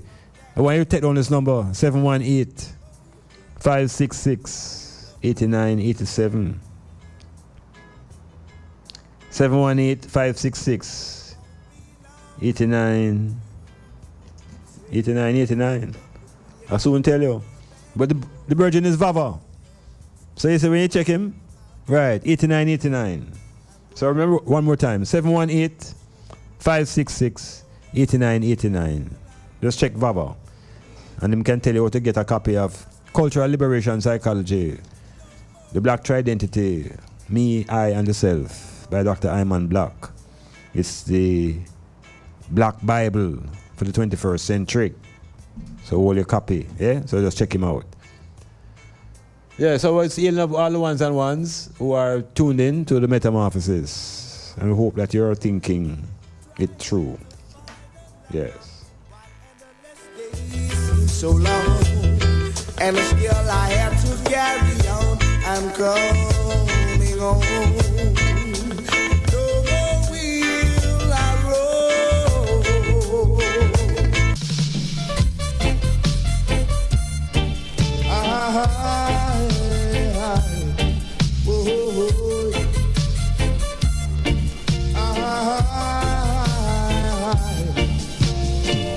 Negro men, come away from the Mississippi. A Negro man, come away from the sinking sand. Negro man, come away from the Mississippi. Negro man, come away from the sinking sand. For the road and the river just keep rolling. Oh, that river just keep rolling all along.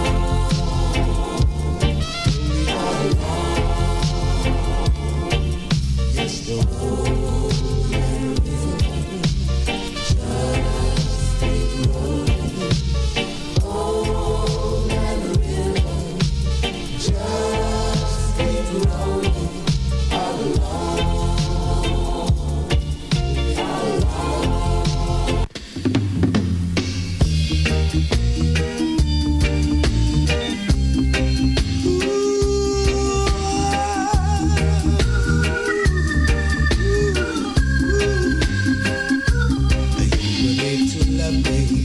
So how am I able to know? You always tell me, perhaps, perhaps, perhaps.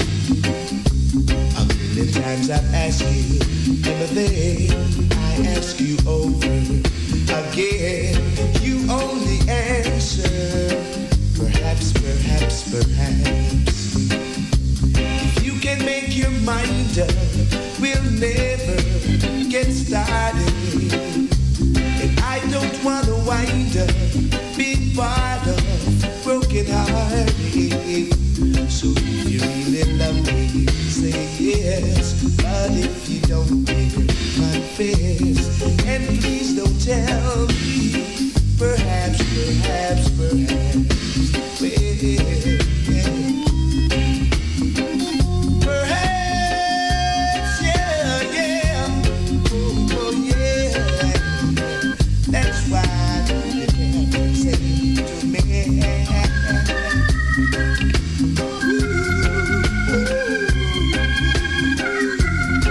Perhaps, yeah.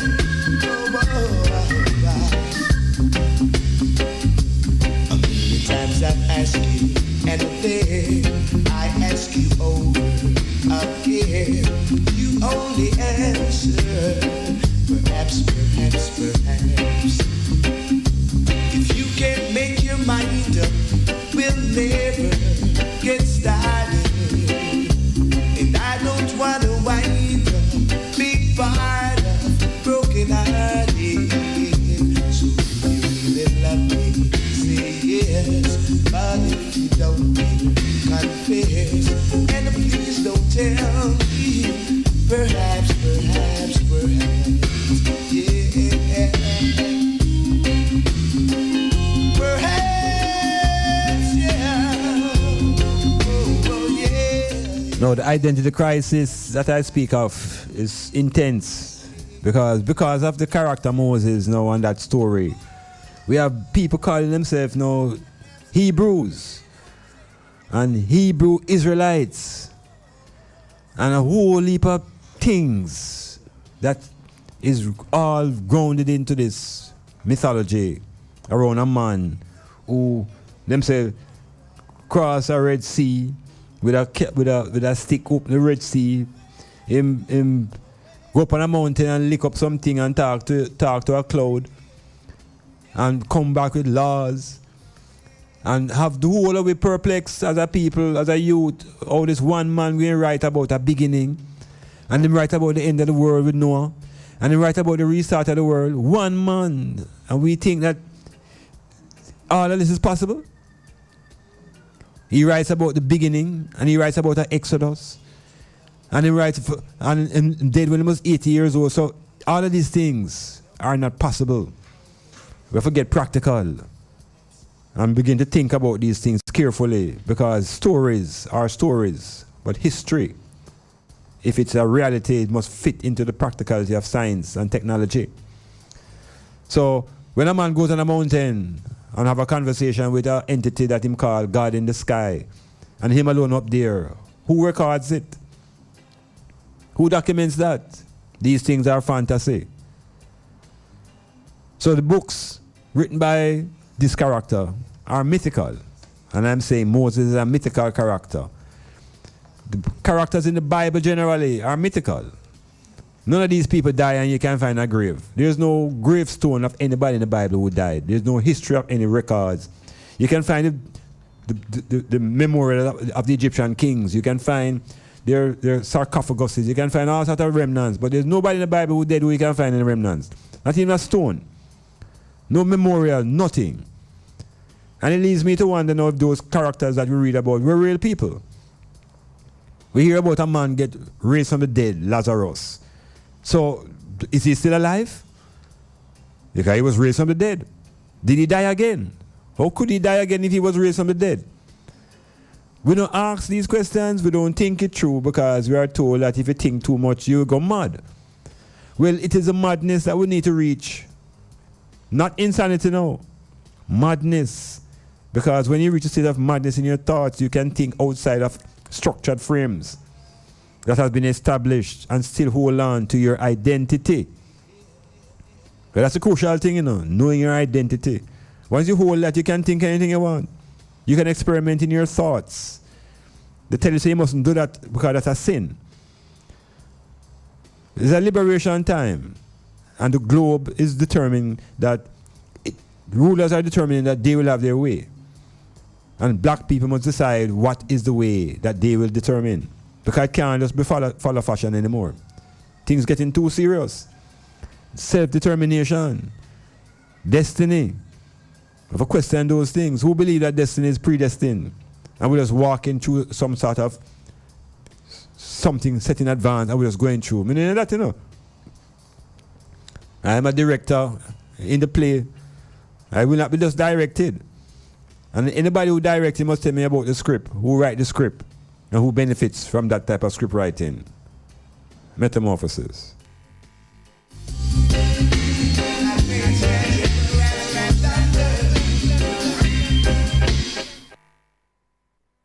Brother, what's up? This is a groovy party, man. Yeah, I can dig it. Stop right on.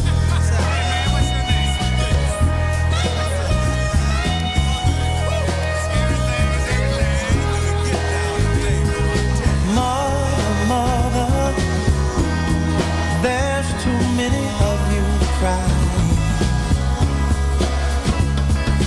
Brother, brother, brother, there's far too many of you dying. You know we've got to find a way to bring some loving here today. Yeah, Father, Father, we don't need to escalate. You see, war is not the answer, for only love can conquer. You know that song that Brother Marvin gave, saying that war is not the answer. But you know, we have some people running the world now who think that that is the only answer. War. And I begin to realize that war is an important part of Western economy. It's a war that actually makes the economy of America go. America has always been known as a war economy. The economy booms when America is involved in wars, and the wars are usually fought in other places. So right now, the trumpet is blowing hard in Venezuela. And Venezuela is in our neighborhood. Venezuela has been a partner and a part of our salvation when it comes to fuel. Because one of the greatest struggles in the world now is over fuel, and later on it's going to be over water. And what we find happening in the globe today now is that everything has been rearranged just within the last 2 years. Under the Trumpian administration, all orders have been reordered. And even our region has also been affected, and it has been reordered. And you know, yeah, we here say, is things happening because of history? Things happen because of individuals. It's individuals who make things historical. It's men and women, by their actions, define what is historical. And we have a very strange case developing in our neighborhood right here in Venezuela. And it's an entrenched struggle. And the Americans have declare that Russia have no right. Hear this. They have no right to have any influence in the country in this area because this is America's backyard. And yet the Americans are everywhere. They're in every other part of the globe. How did they get that right? So you see this thing called rights is nothing that is set up by no divine principle. It's man through power of war and politics determines what is right. So them trickery, them trickery say, boy, might is not right. But in the truth sense of the word, might is actually showing us that is what is right. Is who have the power. So where is the power now of black people? We're not the power, only in the world of sports, as performers. So power is what runs the world. And it's not spiritual power run the world. We have been pursuing spiritual power now for 2,000 years. Each black person trying to be more spiritual. As a matter of fact, spiritual is becoming like a new fad now. Yeah, one time, everybody was religious. And then we learned that religion is a little system of entrapment. So everybody said, boy, I'm not religious anymore. No, I'm spiritual. So what is spiritual? What does that mean? And we are spiritual people. I am a psychologist. Somebody tell me what's the difference between spiritual and emotional. Somebody tell me that. I don't see much difference. It doesn't mean that there is none. But I don't see it yet. And why should I be defining myself as an emotional person? No, I don't want to be defined as an emotional person. I have my emotions. And I know when to use them. I rather be recognized as an intelligent person. So the African race now, black people, them give you the definition. Oh, black people, they're very spiritual. Yeah. And then the European comes in now and he adopts the spirituality thing and remains in control. Him now praying to the Most High. Yeah, the same colonizer. I tell black people now about the Most High. You know what I've concluded about the Most High? The Most High is just consciousness. Consciousness is the Most High. And if we are strive to develop consciousness, we certainly become in unity with the Most High. It's not a person. It's not a thing. It's a state of being. So, Father God and the Most High and the Creator, all these terms that we use, consciousness. Consciousness is the key.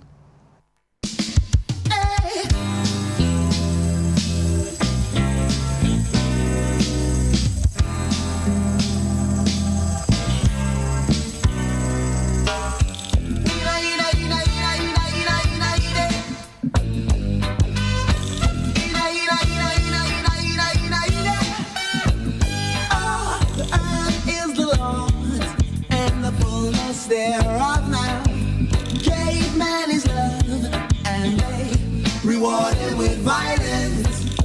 In these last days, lend ears to what I say. Man in his ignorant state, signed and sealed his own fate. Doctrines of the falling angel, no water, quench eternal flames of hell, hellfire. So the earth is in a crisis. Wars. The Europeans trying to find their own foundation. The Americans have now sent battleship into the Middle East region, into the Straits of Hormuz. The Iranians are insisting that they are going to lock off the Straits of Hormuz. The Straits of Hormuz is where a vast proportion of the world oil travel. And so the Americans now see them selling some vessel here just in case. And remember they had vessels in North Korea a couple months ago, just in case. And they're planning to send some vessels to Venezuela, just in case. It's war the man deal with, war. And I am wondering if war is just is a normal thing within European tradition. That war is normal and peace is a time when they rearm themselves. Is it that we have taken on that vibration where we too are becoming warriors over nothing? Make us stop and think. Make us stop and think about this concept of war. Because the Europeans and the white man in general benefit from war by the making of spare parts and medical things. Them it's a business for them, you know. And you make you one about Jamaica now. If the death thing is not a business thing, or so many people are dying in Jamaica, is it a matter? Is it a business going on? Is it a business? Because it's incredible. Violence and death and weapons just coming into the country, and lives don't matter the age anymore, not the gender. Is it about the food? What is it that is poisoning the meditation of the people? We have to search our corners, you know. Because a global war. It's not just I and I just here fighting ourselves. It's a global war. There's a war going on in Africa. When we hear about the Boko Haram, we hear about ISIS in Europe. And them spend millions and millions of dollars and kill thousands and thousands of people to get rid of that insurgency. Yet in Africa, there's no attention paid to that. So look as though it's organized. Religious wars. And guess what happened? It has reached home soil in America. It's like every other week now, something gets shoot up. It's not a synagogue, it's a church, or it's a mosque. And so realize that religion is not the solution. Religion is part of the division. Spirituality, I'm not so sure what that is anymore, because people waging spiritual war. What we need is consciousness. Consciousness that is grounded in our culture. Consciousness that is grounded in our story. Yeah, consciousness. Hardly surprising, earth crisis, jacking and rising, earth crisis, all this suffering, earth crisis, all this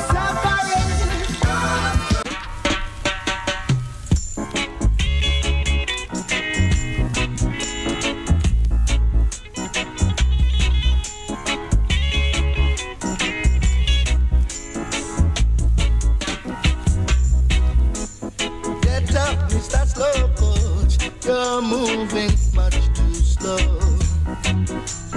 Get out of your slumbering. There ain't much time to go. You got to stand and be a man. Let the nation know your plan. The world is in a crisis, seeking humanity. Look into the Middle East. There ain't no sign of but heathens reign, oh yes there is, and it won't be for long.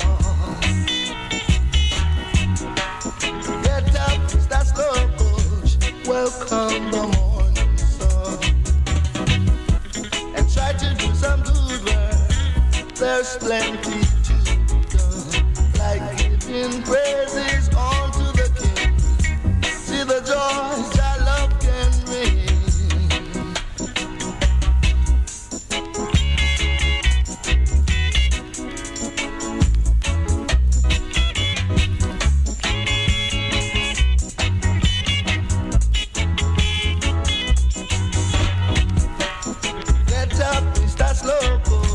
You're moving much too slow. Get out of your slumbering. There ain't much time to go. You got to stand and be a man. Let the nation know your plan. This world is in a crisis, seeking humanity. Yeah, the world in a state now, you know. Libya, Algeria,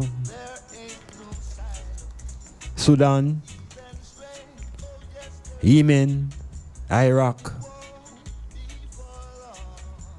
I mean, it goes on and on. And yet, all of these countries, where these wars are being fought, these countries are like the playground now for these superpowers. And so America and the Soviet Union are willing now to clash in Venezuela. Yes, they're both willing to clash. And yet when they clash, it won't be no Americans versus no Russians. It will be Venezuelans versus Venezuelans. The type of tribalism that powers manifest. And we think that when they come with their aid, it's all good and hunky-dory. But I think the people are quietly awakening to what's happening above and around.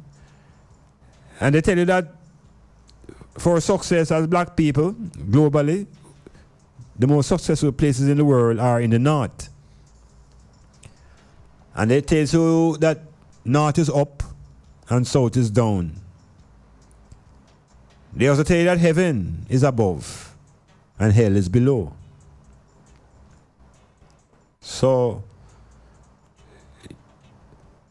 it make you come to some internal conclusions about where you really want to be, because nobody is conditioned to go to hell.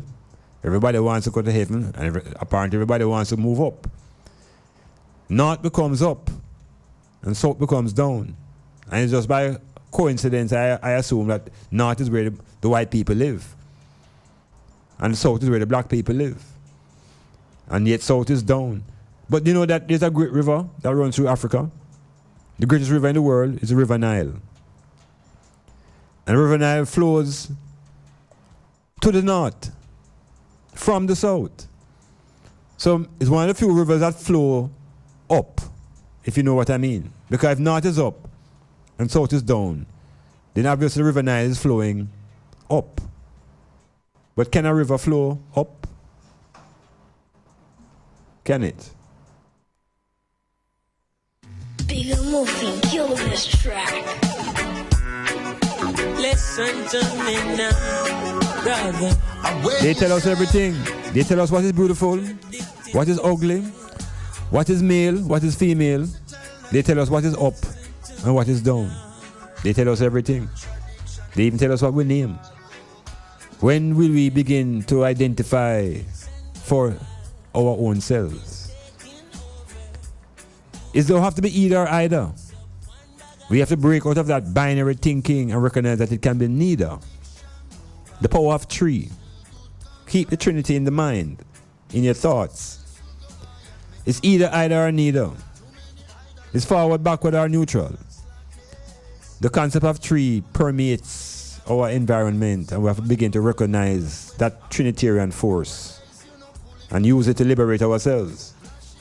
The Trinity exists in the identity, it exists in our personality, it exists in nature, it exists in our culture, it exists in our family structure. So make a hold on to that as a site of our own liberation. I want to respond to a question. There's no name, but it's a phone number. The person saying, what does the word meet, M-E-E-T, what does that mean in the term help meet? In other words, now the Englishman them give us some terms in the scripture, Bible, and we have to be battling with them, and every time we get understanding of one of the words, I'm giving a new word. So the word that I got as a youth was that the female that was made out of the bone, she was made as a help meet. H-E-L-P, help, M-E-E-T, meet. The person asking, what do I think that means? Well, I just respond kind of to how the sound is, and help meet sounds like somebody who would help you to meet. Who would meet to help you. In other words, is your assistant, your helpmeet. Help you to meet your needs. Help you to meet whatever it is you need to meet. Yeah? And M-E-A-T is another meet too. So if it's a helpmeet, M-E-A-T, it can also have a different meaning. Because that's the power of the English language, with their synonyms and homonyms and antonyms.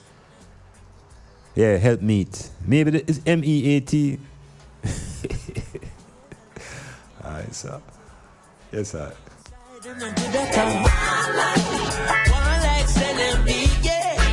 And everybody else so small. Too fast, too more, too light. Coming like a living two lives. Too good at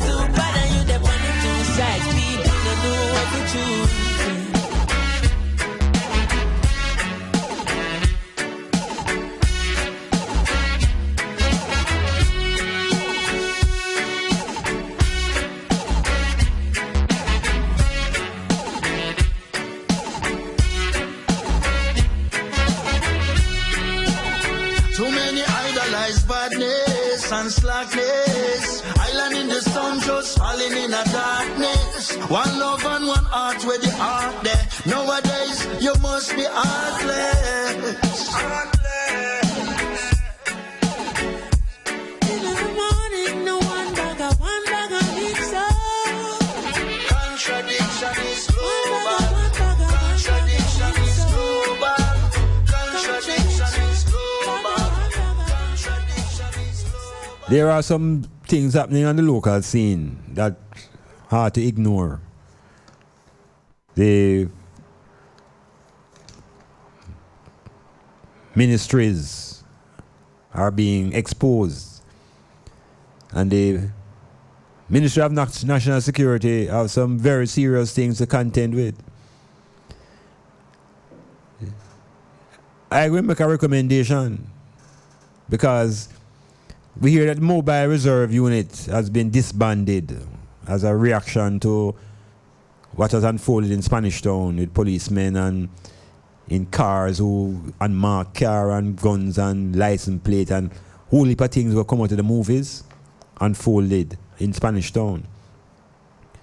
And the government had to respond in a way that looked as though they're in control.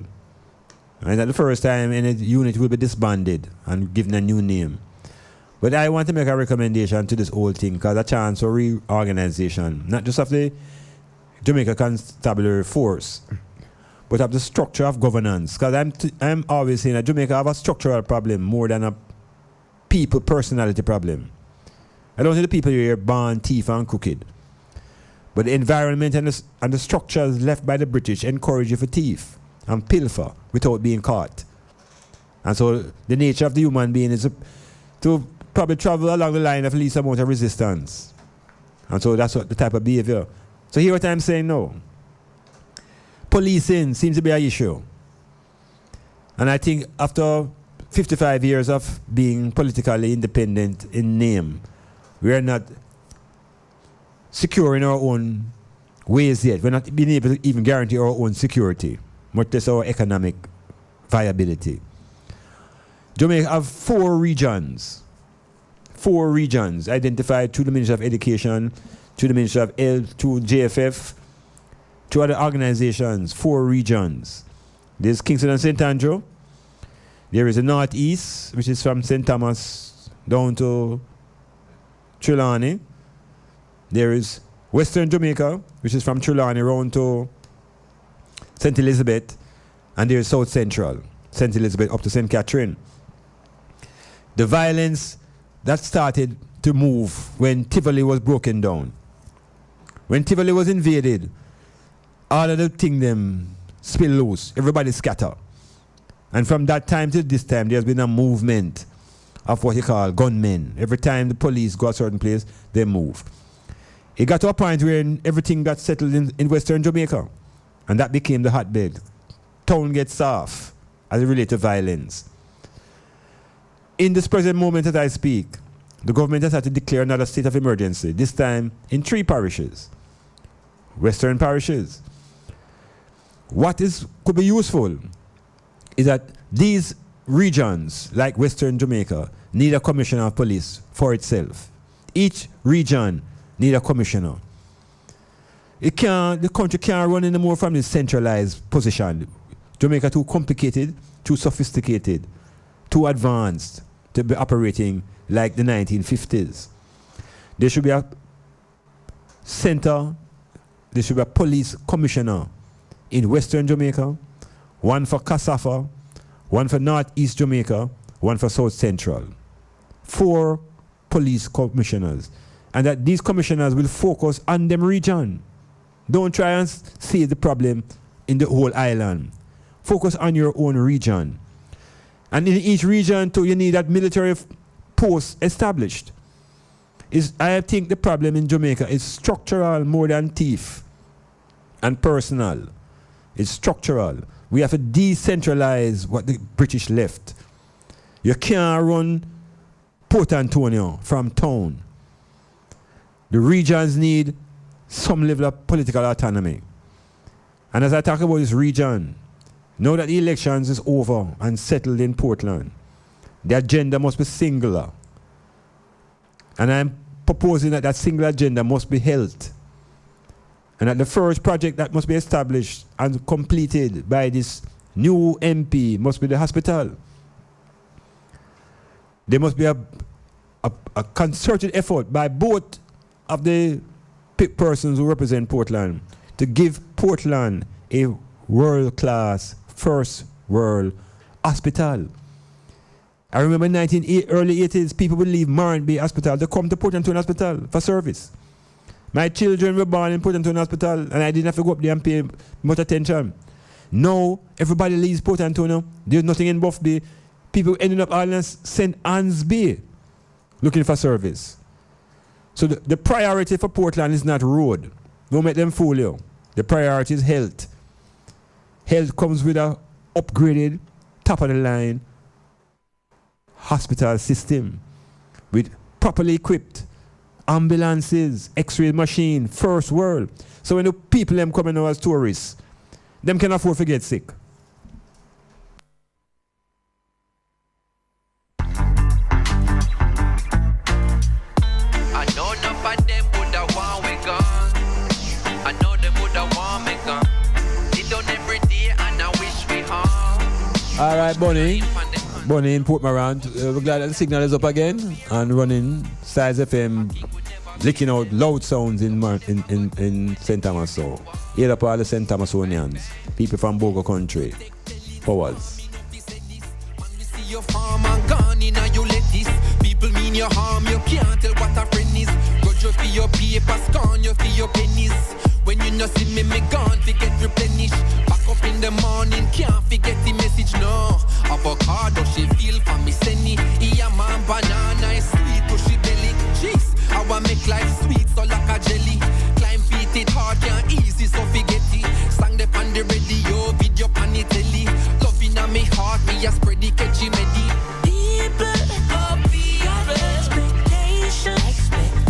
Will they love you? No guarantee.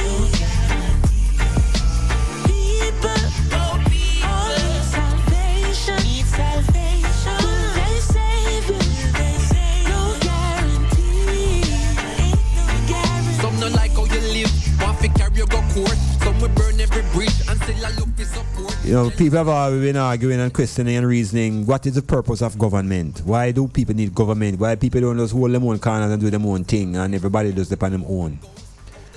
It will work for a while, but as people come together as a group and the group expands, two essential needs surface: security and health. Security is what it is. But the health is where I'm focusing on right now because of being in Portland and realizing that this election is just over. And if we're going to really develop Portland, we have to develop the people first. So we need healthy people. It don't mean you don't have to have no open road, you know, with sick people. We don't want roads and water and everybody's sick. Health is a critical need. And health is not just physical, health is also mental. People need physical health. People in Portland need mental health treatment. Mental health is caused probably mostly by anxiety and depression. And a lot of these things are connected to lack of employment and lack of self-esteem. So my thing for these politicians in Portland is health. Health and more health. Physical health, mental health. And once we have those things, the security will always be focused on. So will the roads and the water. Health. We want a first-class hospital in Port Antonio that people from other parishes will want to come here for service. Health is the criteria. We want a road. We want a water, because it's done bad already. Give me the hospital first. And then we deal with everything else after. Yeah, Metamorphosis said that. Health. Physical, mental health. Criteria. Set. Jamaica spiritually irie, pretty and nice. Till I get to paradise, I mean I apologize. Slippery and slide, the government a lie. Them trickery and them buy with the chicken and the fries.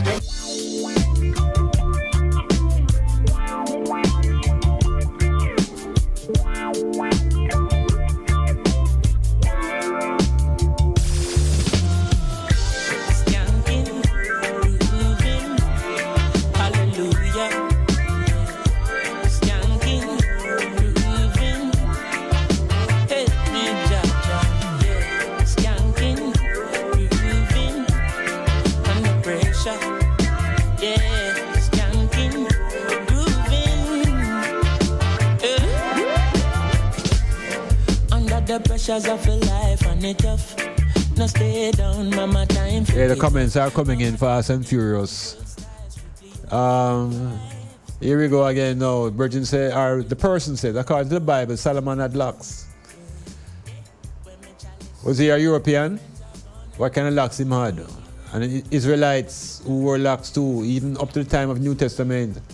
What were those locks like? Alright, we could talk about locks because in this biblical context, now we're talking about the hair on the man's head. And the hair on the head now, from the perspective of the locks man who Rastaman tries to emulate, it's more of a connection now, you know. So it'll be a spiritual connection with some divine forces. So how them look and what they mean might not necessarily be the same thing. Because if you don't come here, you know, and it just not up, you know, man, when tell you say locks, it locks. But it could be just that here don't come. So I don't know if it's just a matter of not coming here, make it be locks, or there should be some form of attitude and intention behind growing the hair in that purpose. The street man, the man who live in the street, who don't have no comb and can't come here, would we say that him locks? Yeah, think about that.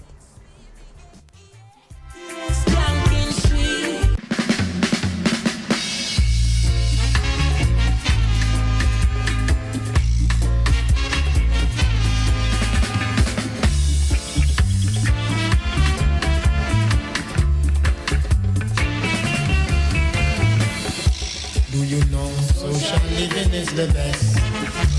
Do you know social living is the best? Do you know social living is the best? Do you know the Mau Mau warriors who images came through to the Jamaicans. It's probably the first time Jamaicans, black man and see man with locks. The images that came through with the Mau Mau warriors. And I don't know if those locks had anything to do with any religion. It was steeply grounded in resistance. Resistance to the European notion of control and domination. And cutting the hair and shaving your face is a Roman practice. Yeah, that them can see you. Yeah, them can see you. Do you know social living is the best?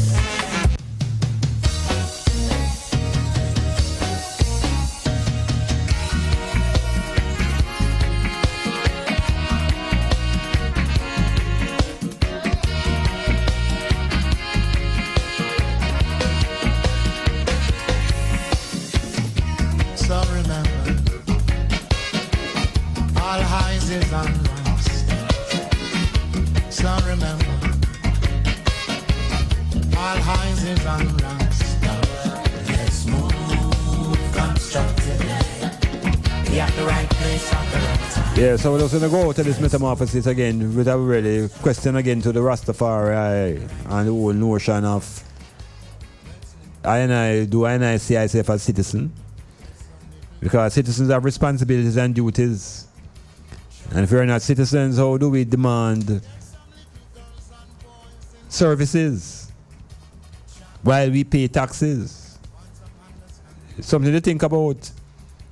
And even within the concept of industry, I am keep emphasizing that industry must be an important part of our makeup. Industrious, becoming industrious. And the industry that I keep proposing is the hemp industry. Yeah, the hemp industry is the key to our economic liberation. Give us a footing, allow us to be stable and develop that confidence that we can go forward and claim our rightful place in this earth. We can't be the footstool for much longer. We need to return to our place of royalty and leadership and dominance within our own culture.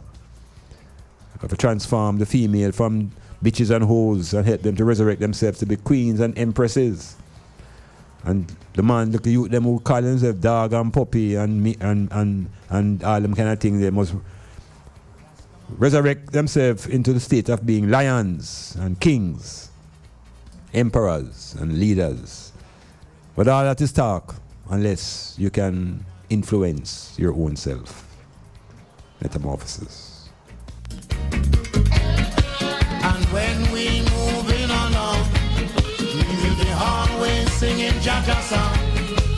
African, come along, my neighbors, come along. We are going on this red, gold and green train. Oh yes, we are going. We are going.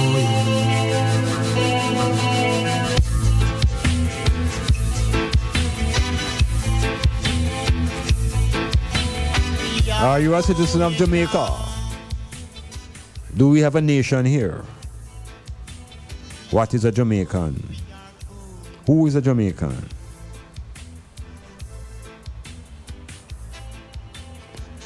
What defines your identity?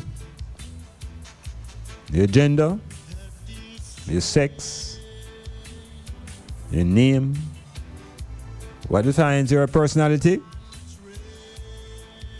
It is the me, the I, and the self. And the me and the I are internally driven forces. The self is a socially constructed entity. So be careful how you boost up yourself. And at the same time, be not lacking in confidence in that same self. Ultimately, come to consciousness about the I. And I consciousness will help to navigate the forces of me and the self. Some force must be the driver, and the driver is the I. Metamorphosis, Dr. Iman Blak, out.